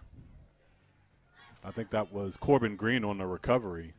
But that was, a textbook tackle. He put his helmet right on the football. It came out. Corbin Green picks it up, and here we are again, the Minutemen offense in Colt territory. 3rd turnover of the night by Clear Fork. And as I mentioned just a little bit ago, that margin of error, when you're trailing like this tonight, you just can't afford things like that. They're going to need to rely on their defense here to not give up any points. Low snap, but Pauly hands it off. And a nice run on that play by Carson Berry. Close to picking up the 1st down. Looks like he's going to be about a yard short. Carson Berry has really run hard tonight. He's got the football, and he puts his foot in the ground, and once he goes upfield, he gets his shoulder square, and he gets positive yards. He's really run hard tonight.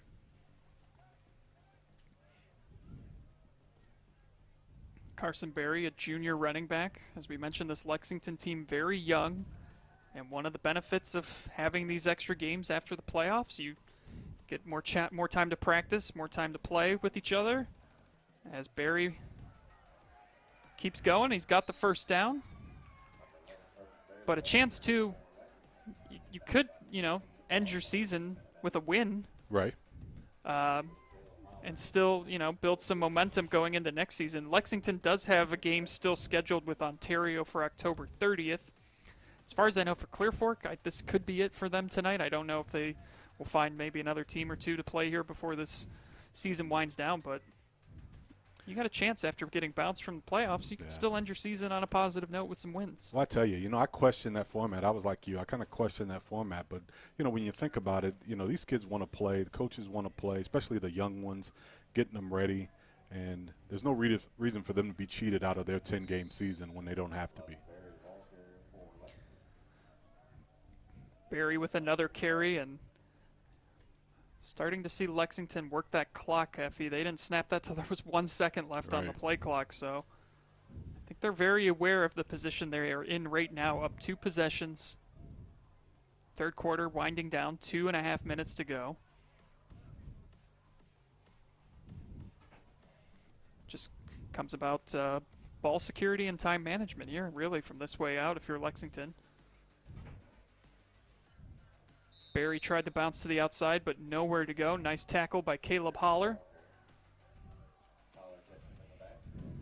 And I think, there comes a point in the game in the second half where it becomes more about clock management and more about securing the football, even than it is about scoring points, because it is more important to not allow Clear Fork to score sometimes than you score.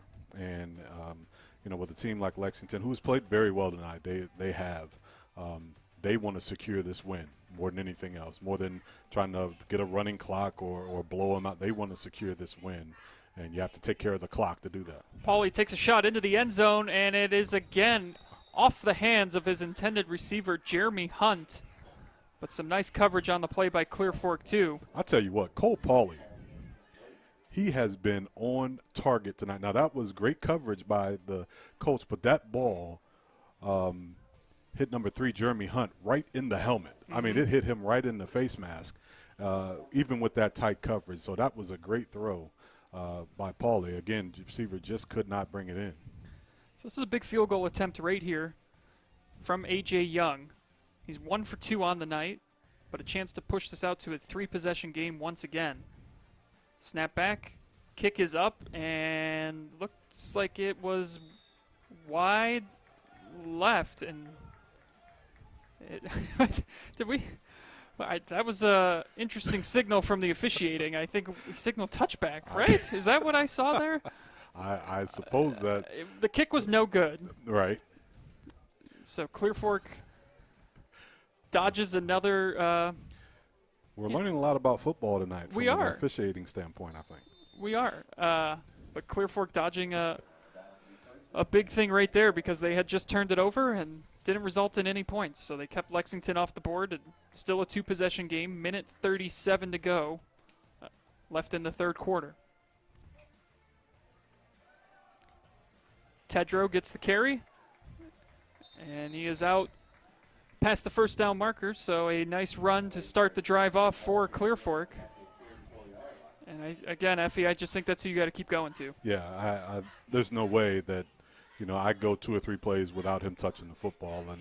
And when we saw them against Pleasant earlier in the second half, he was totally under center as quarterback, and that's when they had the most production offensively. And right now, it's got to be the Brady Tedrow show from here on out. At least he's got to get quite a bit of touches in order for Clear Fork to have a chance here. Well, Lexington was ready for it, but he made some moves and picks up almost 10 yards on the play. Looks to be about 9 yards. You mentioned that game we were at, Effie, against Pleasant. Tedrow that night rushed for 146 yards and 3 touchdowns. And he also had a receiving touchdown. So he had 4 total touchdowns on the night. We've seen the explosiveness that he has and can bring to the game.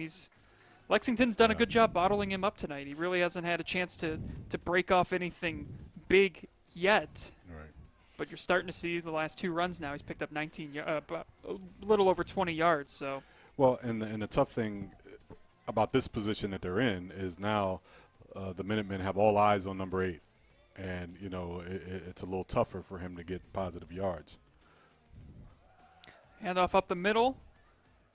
Nice change of pace there with Ashton Lyon. Picks up about 6, maybe 7 on the play. Clock winding down, 15 seconds and counting until the third quarter will expire. In this day and age of no huddle and plays getting called from the sideline, to see the Clear Fork Colts huddling up every play is kind of hurting them a little bit in terms of conserving time because they have to get in the huddle and call the play, but they're just trying to get some rhythm here. That'll take it to the end of the third quarter. You're watching high school football live and free exclusively on the OH Report. Customers do come in and they do feel like they're a part of our family, and they feel like they know us and we know them and we care. Park National, our family of banks, all together now.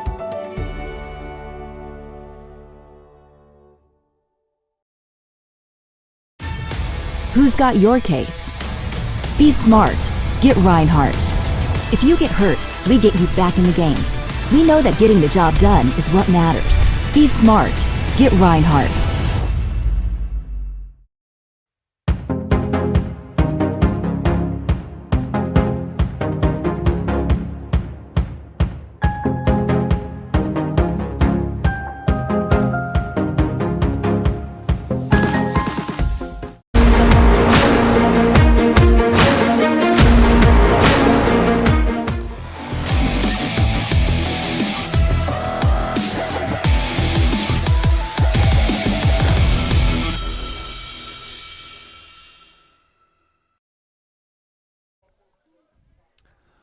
Welcome back into Clear Fork, where the Colts are trying to stage a comeback, trailing 24-8 here in the fourth quarter. Andy Jardy and Effie James here with you tonight. And the handoff goes to Tedrow, and he's got enough for the first down.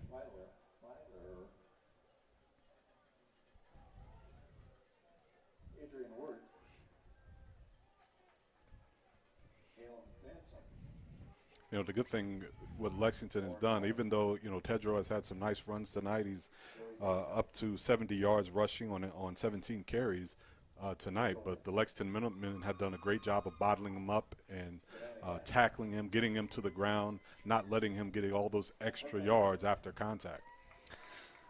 First down and 10 at the 46, 11:30 to go. And a nice play. Clear Fork out to around the 30-yard line, enough for a first down. And Ethan Staley, that time change of pace, counter play. He comes from his wing position, gets nice gain that time on first down. Ethan Staley, that is his first carry on the night. Gain of 15.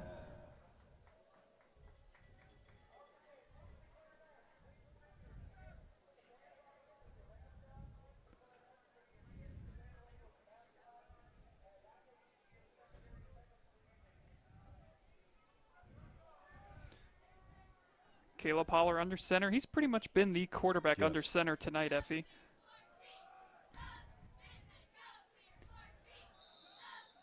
Couple yards gained there. As Staley with another carry. They tried to run the same play, the counter action that they got the big run on before, but that time the Minutemen plugged that hole and stepped in. Linebacker stepped in the gap and made the play in the backfield. Logan Anderson running in for the play call from the sidelines. Sophomore wide receiver. Lines up on the far left. Toss to Tedrow. And Tedrow gets thrown out of bounds. And he's got enough for a first down. Just over 10 minutes to go here in the game. Absolutely crucial drive here for the Colts. They've got to score and convert these two-point conversions the rest of the way out. Right. You know, right now the Lexington Minutemen defense is, you know, they have got to be bend but don't break here. You know, I'm sure they don't want to give up a big play. You know, but they don't want to get this thing tight in the fourth quarter. You know, you're a mistake away from this thing getting really interesting here late in the game. If anything, just force Clear Fork to have to use a lot of time.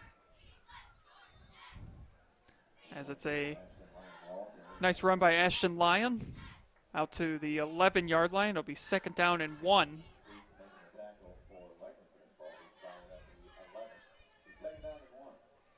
.9:20 and counting.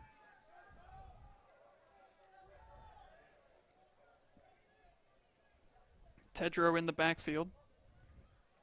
They toss to Tedrow, and he's got a couple Minutemen defenders waiting for him, but he does enough to get the first down. Looked like that play was going to go for nothing, but he just was able to kind of shift his body weight and fall forward and pick up a couple yards. He made a nice cut there. Once he realized they had the outside leverage on him, he just put his foot in the ground and got his body across the first down marker. He knew he had to get the first down at that point. First and goal from the 9. 8:48 to go in this one. Colts trailed 24-0. Trying to claw their way back into this one. Handoff to the outside. And tackled just short of the goal line. Once again, it's that little counter play to Ethan Staley. And those types of plays can really get the defense off balance. If you've been running off tackle and off tackle left, off tackle right, and then all of a sudden you come with a counter play that breaks to the outside, you know, it can be effective against defenses, and it opens them up if you're not sure which way the ball is going to be handed off. When the ball handling is good, which is what Clear Fork has been struggling with early, when you've got good ball handling, those types of actions can be effective. Gain of 6, second and goal from the 3. Toss to Tedrow. Tries to make a couple moves, and he's able to get about a yard on the play. But once again, nice pressure defensively by Lexington. And again, it's just chewing up more and more clock. Right. And, you know, the thing is, this is your offense, you know, because you're in a position where you have to score. You can't change your offense. You got to go with what you've been doing. Right now, the Colts need points in a hurry. Tedrow in the backfield. Pitch to Tedrow, and he is going to be in. They do give him the touchdown. So Brady Tedrow gets the Colts on the board here. Effie just does get in. I thought he was initially short. Brady has done a great job tonight of getting yards after contact, but he spun his body there and got the ball across the goal line for the score. So now, once again, Colts will have to go for 2 as they try to make this now just a 1-possession game. Lyon in motion. They fake the handoff. Holler floats one into the end zone, and it is complete to Ethan Staley. And Effie, we have got a ball game. How about that? Well, again, run-pass option this time for Holler. He had a couple options, and Staley, who has been big in this drive, a couple nice runs off that counter action for Staley, and this time finds himself wide open in the back of the end zone. And Staley is a guy who had no carries in the first half, no catches in the first half. All of a sudden has a huge drive to cap that score, get the score for the Colts that time. 7:57 to go in this game. Lexington led 24-0. In the third quarter, the Colts finally got on the board when Tedrow took it in from 3 yards out, made it 24-8. Now here in the fourth quarter, Tedrow again from 2 yards out, 24-16. What's impressive is they've converted both two-point conversions, which is not an easy thing to do. Absolutely. So now Lexington, the pressure shifts to them. They've led this entire game comfortably, and now Clear Fork has put the pressure right back on them as the Minutemen pick up this kick and take it out of bounds around the 36-37 yard line. Well, I'll tell you what, too, Andy. I think the pressure is on the Colt defense right now. They have got to get a stop. They have.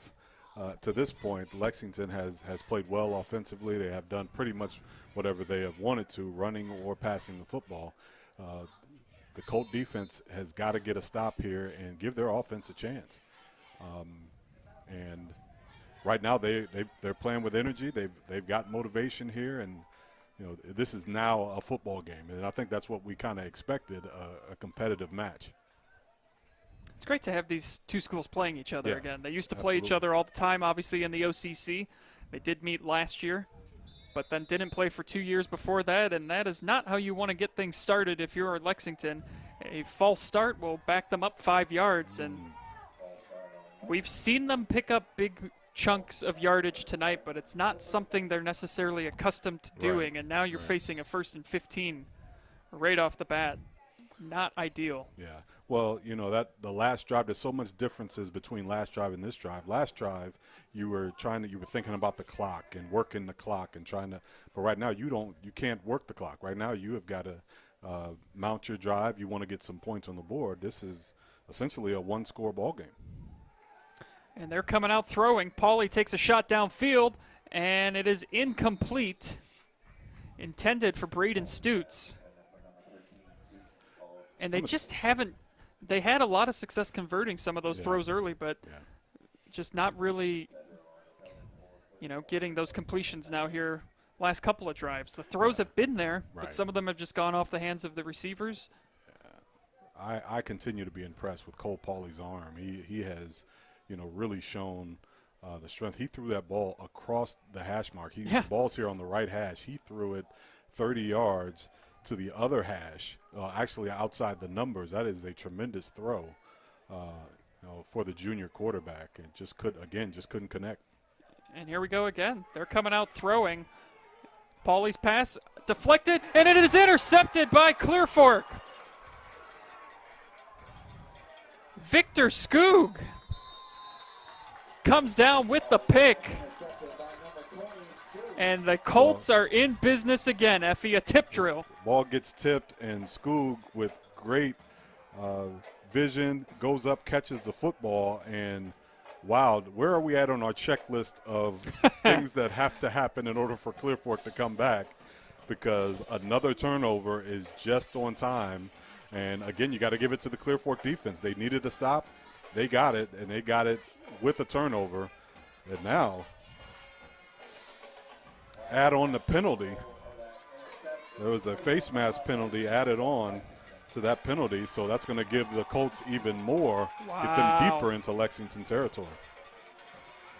They will start this drive at the 24-yard line of Lexington. 7:39 to go in this game.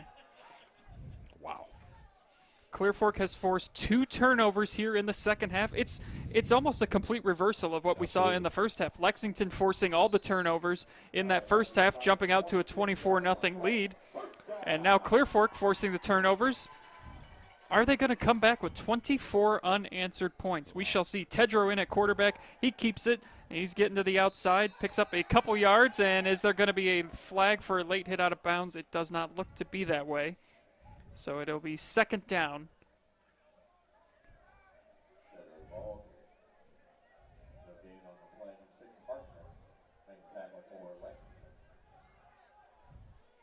And, Tedrow has been a workhorse. He's up to 22 carries now tonight, rushing the football. But, he gives them a great opportunity here, along with, their other weapons. He gives them an excellent opportunity to score points, especially this part of the field.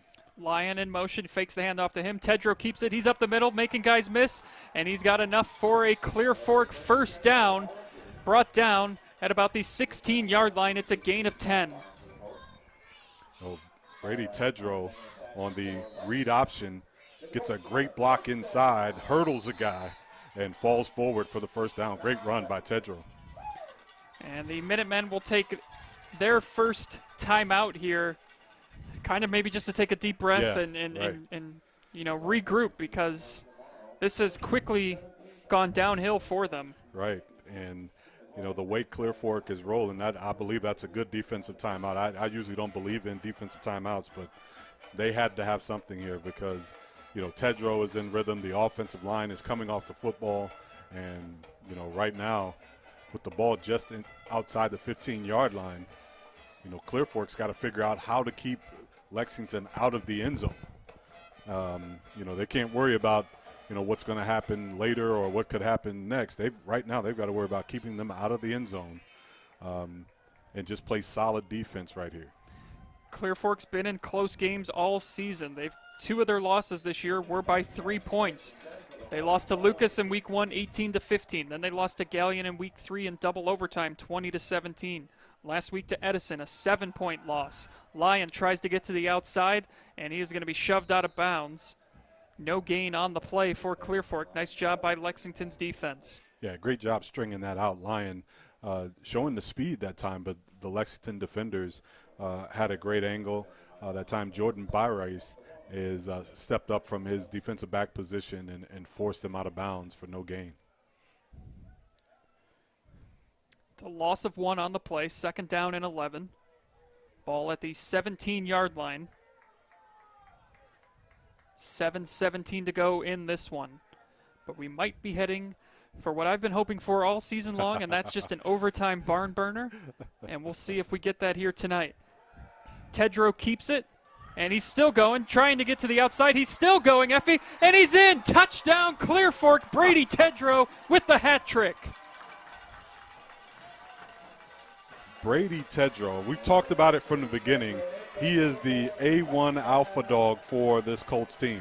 The ball in his hands, he's going to smell the end zone, and they have allowed him to take over in this second half, and he has taken over this football game.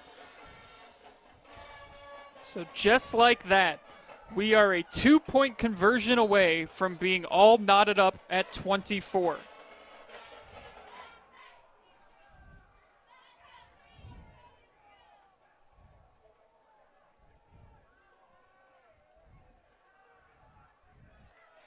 What an unbelievable job by Clear Fork to put themselves back in a position to win this football game when nothing went right in the first half. Tedrow's pass is incomplete, and we got a helmet that just flew off. But the 2-point conversion is no good, so. Well, the interesting thing, Andy, and we thought that they were going to have all the 2-point conversions, but the way they've scored in such a quick fashion, that 2-point conversion, sure, you know, they've got time now to get a stop and get the ball back and, you know, just play. Now they can settle in and just play, you know, knowing that it is now a 2-point ball game. But Brady Tedrow right now, you know, up over, he's at 25 carries. He broke that last run, took him over 100 yards rushing for the night. He's up to 115 yards rushing and just has really been everything for this Colt offense here in the second half.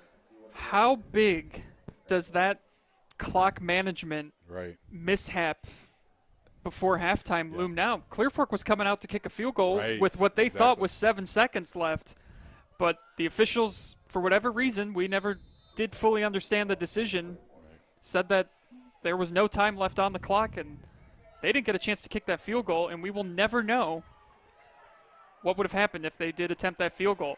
Lexington, though, trying to run this one back out across midfield into Clear Fork territory, so an excellent response there by Lexington as Braden Stutes returned it, but he's a little slow getting up, Effie. That was a great return by Braden Stutes, and he finished it off with a tremendous hit. You know, but like you said, he's slow to get up, but that was a great run. Put the Minutemen just outside their own 45-yard line, I believe. So what do you do now if you are Lexington? It's I tell you, Andy, you know, they came out last drive being very aggressive with the pass, and, you know, Paulie has thrown the ball well tonight. You know, and I'm telling you, I've watched, you know, quarterbacks for a long time, and he has thrown the ball well. But sometimes just because you're throwing the ball well, if it's not connecting for whatever reason, you know, you've got to give some other things a try. But they have got to be smart here in this drive, got to be aggressive, but smart. Handoff up the middle for a couple yards. Carson Berry picks up about 3 to make it 2nd down and 7.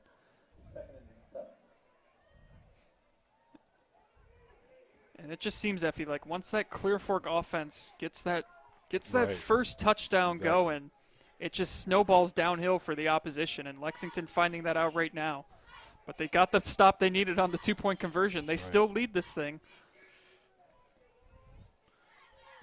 And you can see now, too, they're running that play clock all the way down. 3 seconds. 2 is when they snap it. And they're coming out throwing again, and it's an incomplete pass, which will stop the clock. Well, and in theory, that is supposed to be a kind of a quick pass, but it just took too long to develop. And the Colts were all over it. The defensive backs jumped the route. So had he got it to him, it may have been picked. They read that all the way.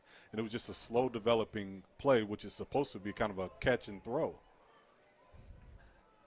3rd down and 7. 6:13 to go. It is, I think, Effie, incredibly crucial for Lexington to pick up this first down, because if you put that Lexington defense back out on the field after what Clear Fork has done the last few times, they haven't had a chance to catch their breath. Right.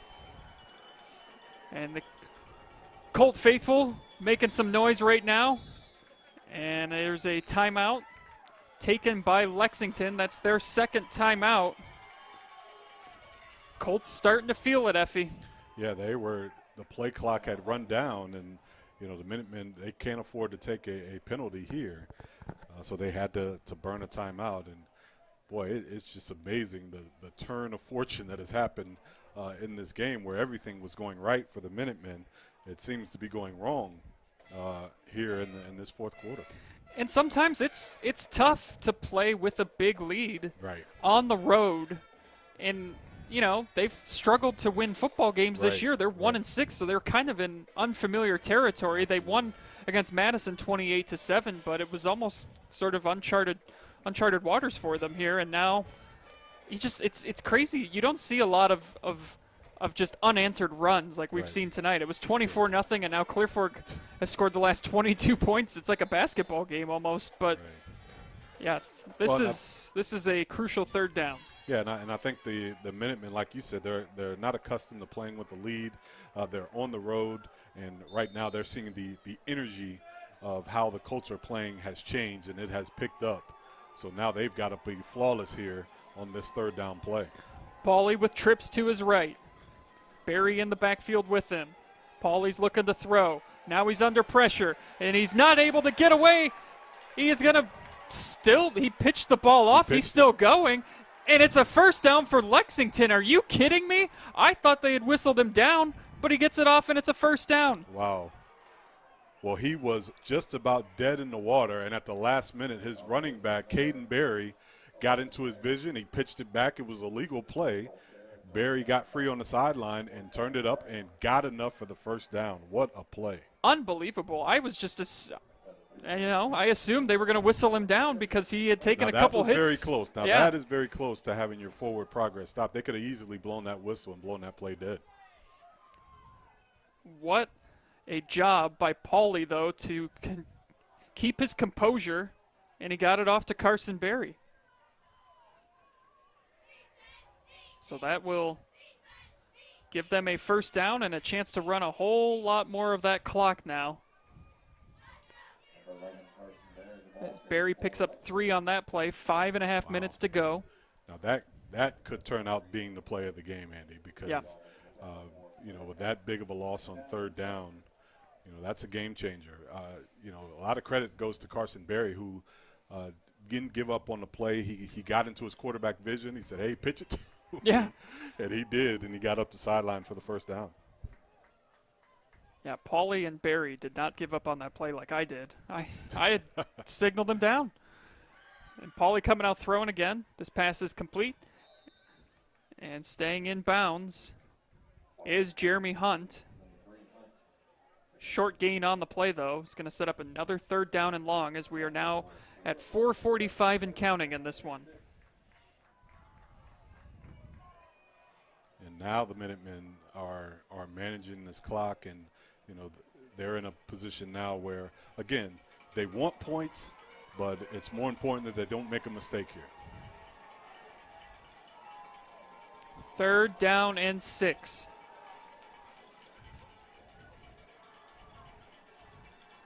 Pauly tosses it to the left. Barry is going to be short of the first down. And I think he got out of bounds too, Effie, which is going to stop the clock. He did. So what do you do now if you're Lexington? Do you punt this away? It's 4th and about, it's a long 3 yards? I say you punt it away because, again, the way Clear Fork is playing offensively, you can't give them a short field. And 4th and, that's 5. That's a long 4. Mm-hmm. And, you don't want to risk that. You punt the ball away. You challenge your defense now and make them go the full length of the field or as much as you can, and make them score points to get a stop. And they fake the punt, and the pass is complete, and Lexington has got the first down. What a play call by Lexington. Once again, keeping my streak alive of what to do and what not to do in these situations. Wow, a nice little simple out route there and a huge first down play, and that takes guts. Yeah. That takes guts right there. That is a A.J. big Young, play. who is listed as a quarterback on the depth chart, as well as their kicker. But what a play call by Lexington. That will keep the drive alive. Clear Fork still has all 3 of its timeouts, and they're going to have to start using them here shortly. Just over 4 minutes to go. Hand off to Barry. Barry cuts back up midfield now, and he's close to another first down. And Clear Fork is going to take their first timeout. Yeah, there's a lot of things. We talked about that last play being the play of the game. Well, there's a lot of things we can look back on being the play of the game. That fake punt there on 4th down, that is going to loom huge. Let's take a look at that again. And I don't think it caught Clear Fork by surprise. There's people there. Lexington just executed better. There was not a huge rush on the punt, so they were there. They were in punt return safe mode, but Lexington just executed better. So it's going to be 2nd down and 1 with 4 minutes to go. Colts using their first timeout.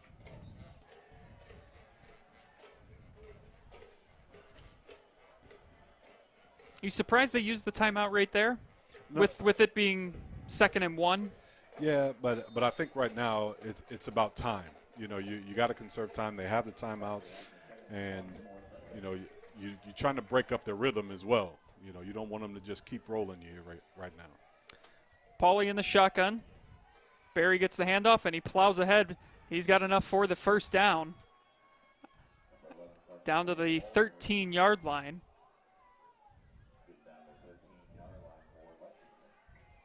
Carson Berry is, 14 carries. He's up to 63 yards. He is putting together a nice night himself on the ground. Berry, a junior. Him and Pauly will be back next season for Lexington.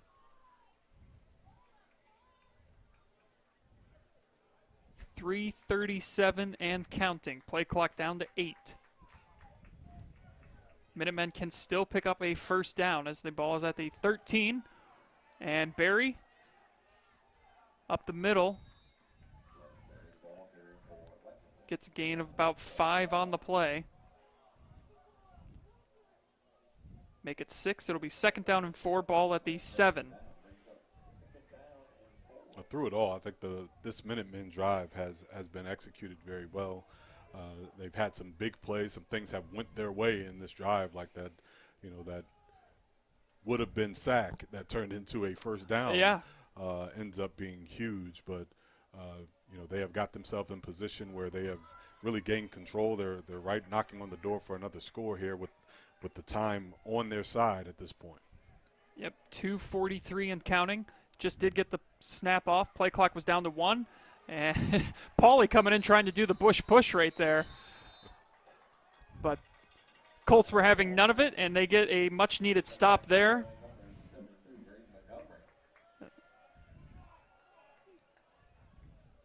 Yeah, I think they're gonna have to start burning their timeouts, and they do. The Colts call another timeout. So it'll be 3rd down and 4, 2:39 to go in this one. And I would think 4-down territory for Lexington. I don't know if a field goal, puts you up 5. Right. But if you don't get it, you're forcing Clear Fork to basically go down the entire field with what will be no timeouts. Right. So I think. Sure, you're going to try to get into the end zone. Yeah. Here, getting a field goal does you no good, but and at the end of the day, I think what's more important is that you maximize the clock. You try to get into the end zone, but either way, your defense is going to have to come to play. And Effie, they don't even need a touchdown. They can still get a first down, and a first down would pretty much end this ball game. Right. Pauly hands it off, and the Colts stop it in the backfield, so they get the stop they need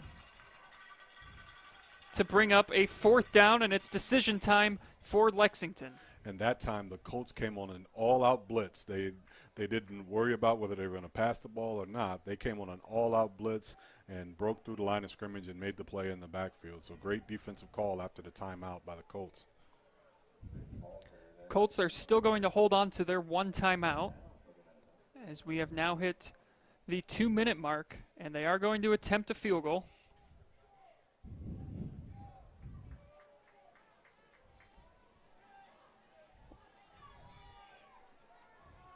A.J. Young, his kick is up, and it is good. So that is going to force the Colts to need a touchdown to win this thing with 1:49 to go.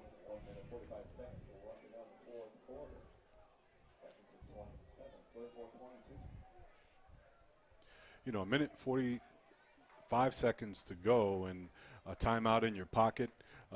This kickoff return is going to be huge, and you know I don't think we're going to see that squib kickoff that we had been seeing from the Minutemen. If we do, I think that plays more in the Colts' hands, gives them a shorter field. But right now, this kickoff return is important, and I assume that we're going to see a lot of number 8 in this drive. And Brady Tedrow is the key. Right now, he's the deep man here on the kickoff return, and he is going to be the key to this drive. And can he make a play? Can he complete this comeback for the Colts? Tedrow and Lyon set to receive this kick. In what has been an absolute thriller of a game, Lexington jumped out to a 24-0 lead. Colts came back with 22 unanswered, and Lexington got a field goal, and they're just going to do the little squib kick, and the Colts are going to have great field position at about the 44-yard line. So there you have it. Larry Fermi returns it out to the 44. Well, and right now we see Tedrow lined up at quarterback, which is when the Colt offense is most dangerous. And, you know, we may see him throw it. We may see him with a lot of run-pass options in this drive. Lyon comes in motion. They fake the handoff to him. Tedrow up the middle. Now he gets to the outside, and he is brought down. Nice tackle by Lexington for a short gain on the play. 90 seconds and counting. Yeah, now they've got to hurry. They're in no huddle. Now you see coaches on the sideline yelling the plays in instead of running them in and out with players. 5 receivers set. Tedrow drops back, looking downfield. Now he's rolling out.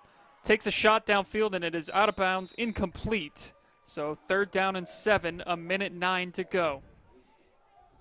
You know, and the reason why it's important right now for Tedrow to be a quarterback because, you know, he does have the capability of throwing the football, but also if there's nothing there, he can get yards. He understands at this point he's got to work the sidelines, and in that case, it was a smart move just to throw the ball away there on the early downs. Makes this big 3rd down play, though. 1:09 left. Tedrow rolls out. Throws it, and the pass is incomplete out of the hands of Lyon. It would have been enough for the 1st down, but he just couldn't maintain possession of it all the way through. Yeah, again, this is, you know, uncharted territory for the Colts, being in a position where they have to pass. And there's a difference between a quarterback that is capable of completing passes, which Tedrow is, but when you have to, it makes it a little bit tough because the defense now knows you're in that type of position.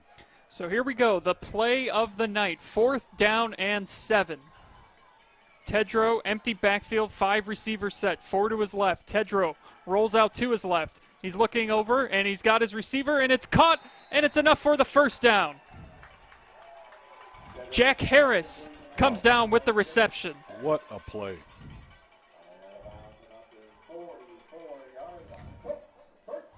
Fifty-eight seconds to go.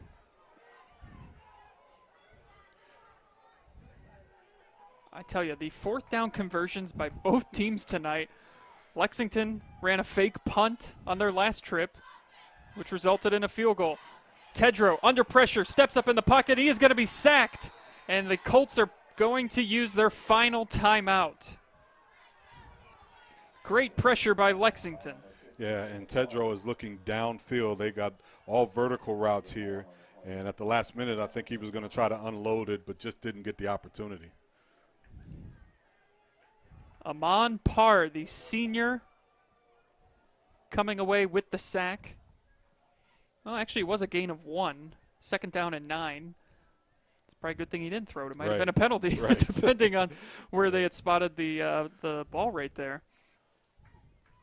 So Clear Fork is out of timeouts. Lexington has 1. We are under a minute, 58 seconds, maybe 5-0. The scoreboard is a little obstructed with where we're at in the press box. Right. I believe it's a 5-0. But what an absolute classic of a game here tonight in the Valley.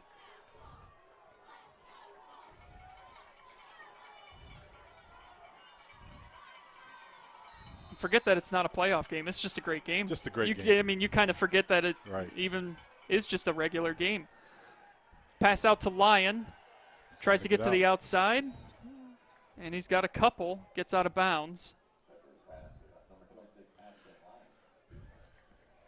And that was dangerous because that was a backwards throw. Had Lyon dropped that would have been considered a fumble. But he made the play on it, was able to get out of bounds, get the clock stopped. 43 seconds left. 3rd down and 9. Ball at the 43. Colts need a touchdown.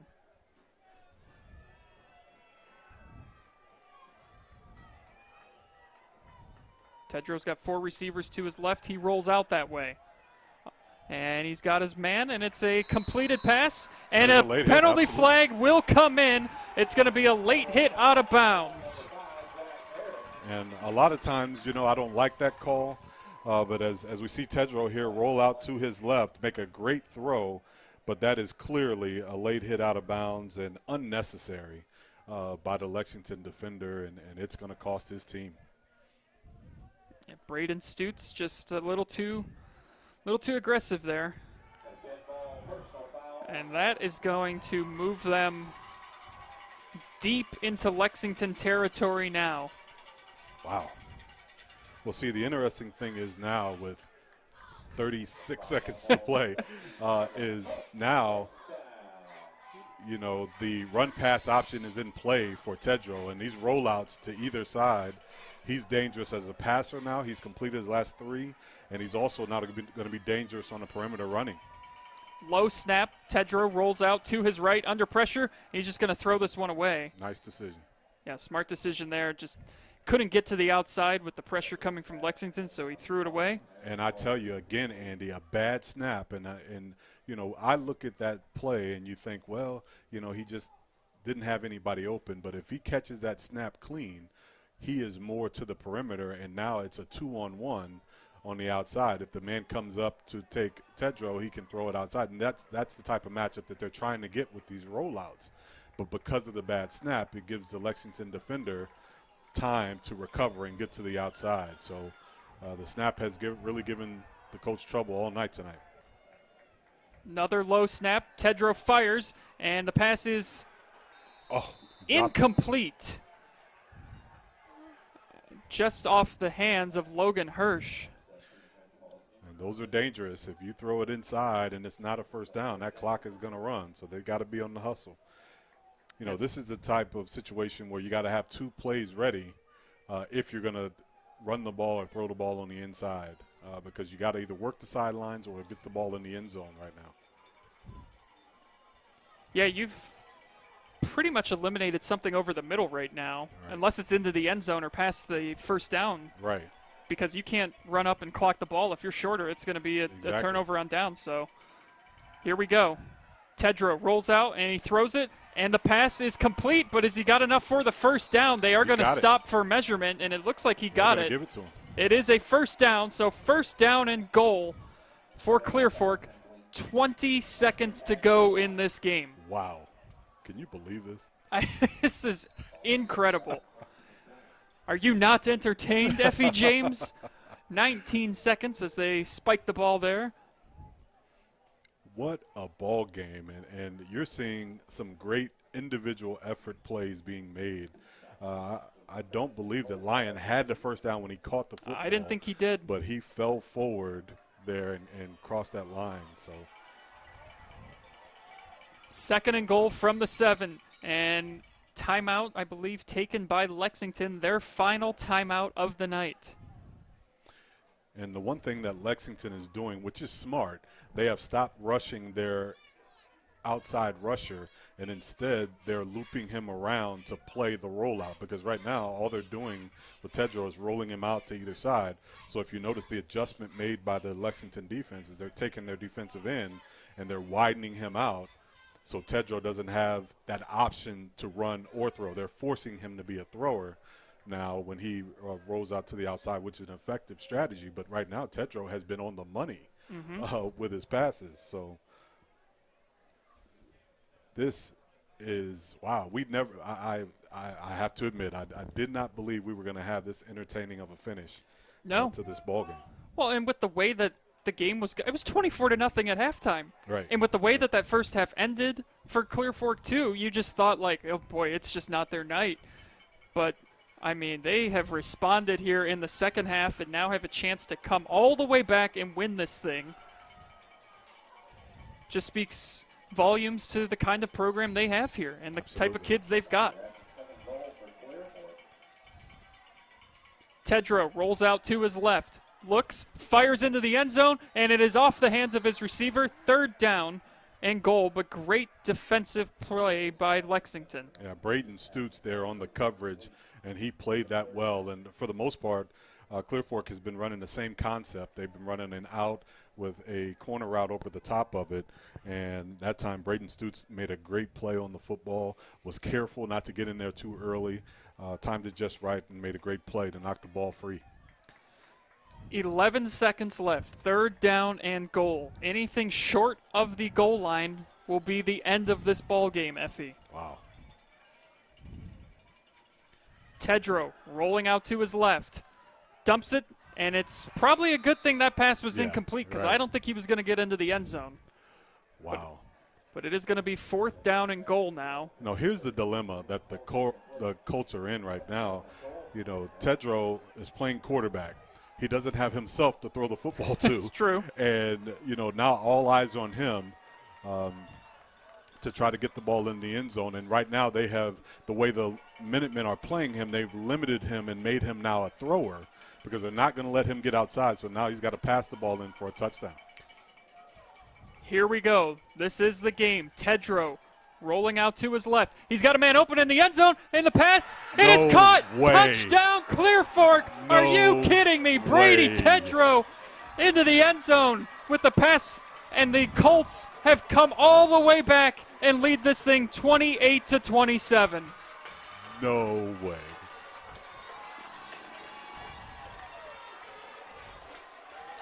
Wow, Effie. I am speechless. And again, it was the same route concept that they've been running the entire drive. And somehow they got a receiver wide open, and Brady Tedrow, who has been on the money this entire drive as a quarterback, put the ball on the numbers. With 1 second left. Unbelievable. Extra point attempt is up, and it is good. And the Colts now lead 29-27. And barring a kickoff return from Lexington here, the Colts have pulled off an improbable comeback. Wow. Well, you know, it's one thing to be happy to see the Clear Fork Colts come back. They played well in the second half, but you got to feel bad for the Lexington kids. Devastated. They absolutely devastated. You know, they didn't play terrible. They made some mistakes. They played an outstanding first half. But what it came down to is the Colts came out of the locker room with a different mindset. You could tell right from the beginning they had a different mindset, and that early turnover, much like the turnover the Colts had, that early turnover by the Minutemen kind of sparked that Colt offense. And, Wow. What a great finish. So you can't fall on this if it's a squib, because that would be Right. a second runoff. They're going to have to start running some laterals and right. and some crazy stuff here to try and run this thing back. Yeah. Nice. And a quick, and he fell on it, and that's going to be the ball game. So what a job by the Clear Fork Colts.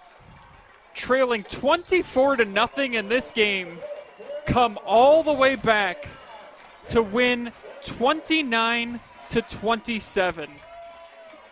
Wow. And this is a game they're going to talk about for a while here, Yeah. Effie. And, you know, it's tough for the Lexington Minutemen because you played well enough to win. You know, you done enough to win, but in the end, the Colts just made more plays. And, you know, that shows the heart of this ball club and the pride that they have. And like we talked about, they went into the locker room, and I'm sure Coach Carroll didn't draw up anything on the board. He just told them, you got to play with more heart. And that's what they did. That is, in fact, what they did, Effie, and we'll have some final thoughts on it. We'll have the final stats for you, too, as the Clear Fork Colts win an absolute classic in the Valley tonight, 29-27. You are watching high school football live and free exclusively on the OH Report. Who's got your case? Be smart. Get Reinhardt. If you get hurt, we get you back in the game. We deploy our investigators to preserve evidence. We have the courtroom experience to show the insurance companies that we mean business. We know that getting the job done is what matters. Be smart. Get Reinhardt. Contact us at besmartlegal.com.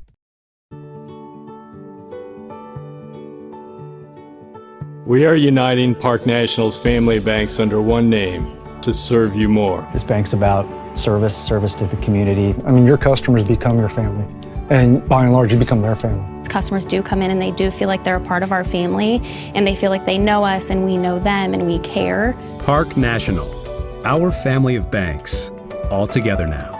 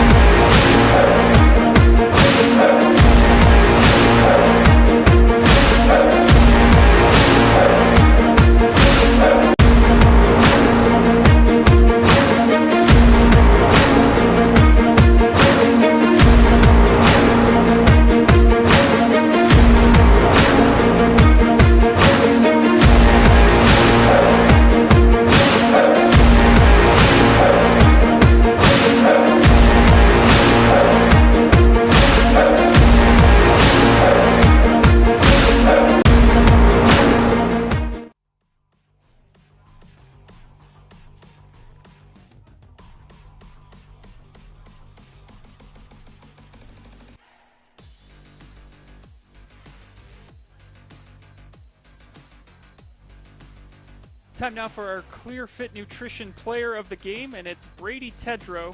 26 carries, 121 rushing yards, 6 of 10 passing for 63 yards and a touchdown. As Brady Tedrow now joining us here in the booth with me as we are all set to do this. And what a game here tonight, Brady. Just an unbelievable game for you. Congratulations. You guys are down 24-0 at halftime. What was kind of the mood of the team, the mindset? Did you guys feel like you could come back and pull this thing off? Well, the way we started out, it did not look that way. And we made some adjustments at halftime, but I think the biggest adjustment was just our mental focus. They came out and they just simply outplayed us in the first half, and it showed. Then we came out in the second half and played our game. Did you just feel like when you guys got that first turnover there defensively and you went down and turned it into points, and it was only a 2-possession game, with the way everything went in that first half, did you guys still just feel like, we're in this, we can win this thing? Yeah, that turnover was a big game changer for us and a big mental boost for the whole team. Take me through that last series there. You get down there, it's knocking on the door to pull this thing off, and you find your buddy Jack Harris in the end zone. Just take me through that final play and what you were looking for. Well, I knew the outside backer was rushing every time they were blitzing to our quads formation, and so I knew I had to get it off quick. And I saw as soon as he turned around to make his break, I just let it go, and he made an amazing catch right on the sidelines. So an unbelievable game here tonight for you guys. Just what was the feeling like after you guys pulled this thing off? It's a great feeling considering the way we've started off the season. We've just continued to improve each week, and I think everybody can see that. It's just a great feeling. Well, Brady, it's a ton of fun watching you play football, and congratulations on this win tonight. Enjoy it, and if you guys play any more games this season, good luck. But thank you so much for joining us tonight, and congrats on the win. Thank you. All right, we'll be back. Effie James will join me. We'll have our final stats and recap this one as Clear Fork pulls it off tonight over Lexington 29-27. We'll be right back after this.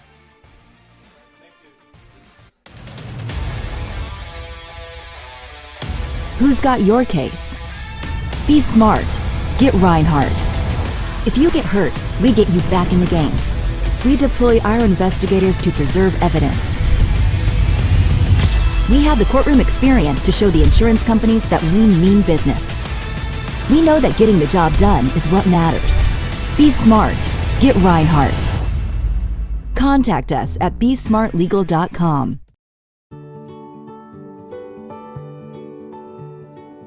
We are uniting Park National's family banks under one name to serve you more. This bank's about service to the community. I mean, your customers become your family, and by and large, you become their family. Customers do come in and they do feel like they're a part of our family, and they feel like they know us and we know them and we care. Park National, our family of banks, all together now.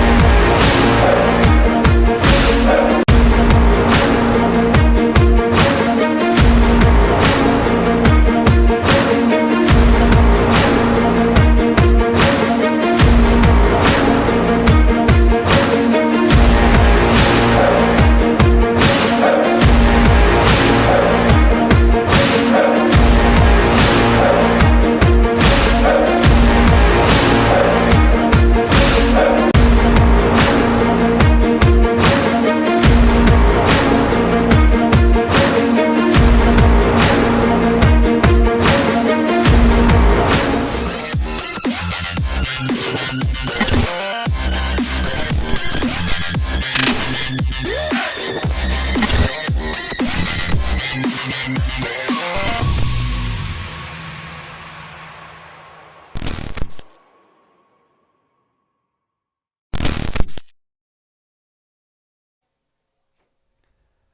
here tonight in Clear Fork in an absolute thriller of a game as the Colts come all the way back and win this thing tonight 29-27. Andy Jardy alongside Effie James. Effie, as we take a look at those final numbers on the night, I mean, just what an incredible game this was to be a part of. Yeah, interesting. And the thing was, you know, the rushing yards are pretty even tonight. The Minutemen rushed for 144 yards, passed for 145 for a total of 289 total yards. 7 first downs, 5 penalties for 55 yards, and 2 turnovers. On the flip side, the rushing yards for the Colts, 164 yards rushing tonight, 63 yards passing, and I believe at halftime they may have had around 20 or so, yeah. But that last drive constituted most of their passing yards, total 227 yards, so they were outgained offensively by the Minutemen, but got enough yards when it counted. 11 first downs for the Colts and 5 penalties for 23 yards and 3 turnovers by the Colts, but they weathered the storm and made the plays when it really, really mattered down the stretch. And the big thing, too, Lexington was winning the turnover battle at halftime. They were 2-0 right. In terms of turnover margin, but then they turned it over themselves twice in the second half. And once they turned it over that first time, it right. really sort of keyed Clear Fork and kind of got them back on track and really sort of switched the momentum around in this game. But an absolute classic in the Valley tonight. Clear Fork trailed 24-0, came all the way back to win 29-27, and Brady Tedrow again. I mean, he was responsible for 4 total touchdowns tonight. Just flat-out star, and yep. He played like one tonight. He put that team, that last drive, he put the team on his back. They needed plays to be made, and he made them. You know, a couple fourth down conversions for him, throwing the football. So he had run the football effectively tonight, but he threw the football well in that last drive as well. So that is going to do it for us here tonight. This was a lot of fun, Effie. I hate for this to be over tonight because this was just an incredible game to be a part of and to watch. But thank you all for watching. You've been watching high school football live and free on the OH Report, powered by BS Media Productions. We'll see you again next time, everyone. Have a good one.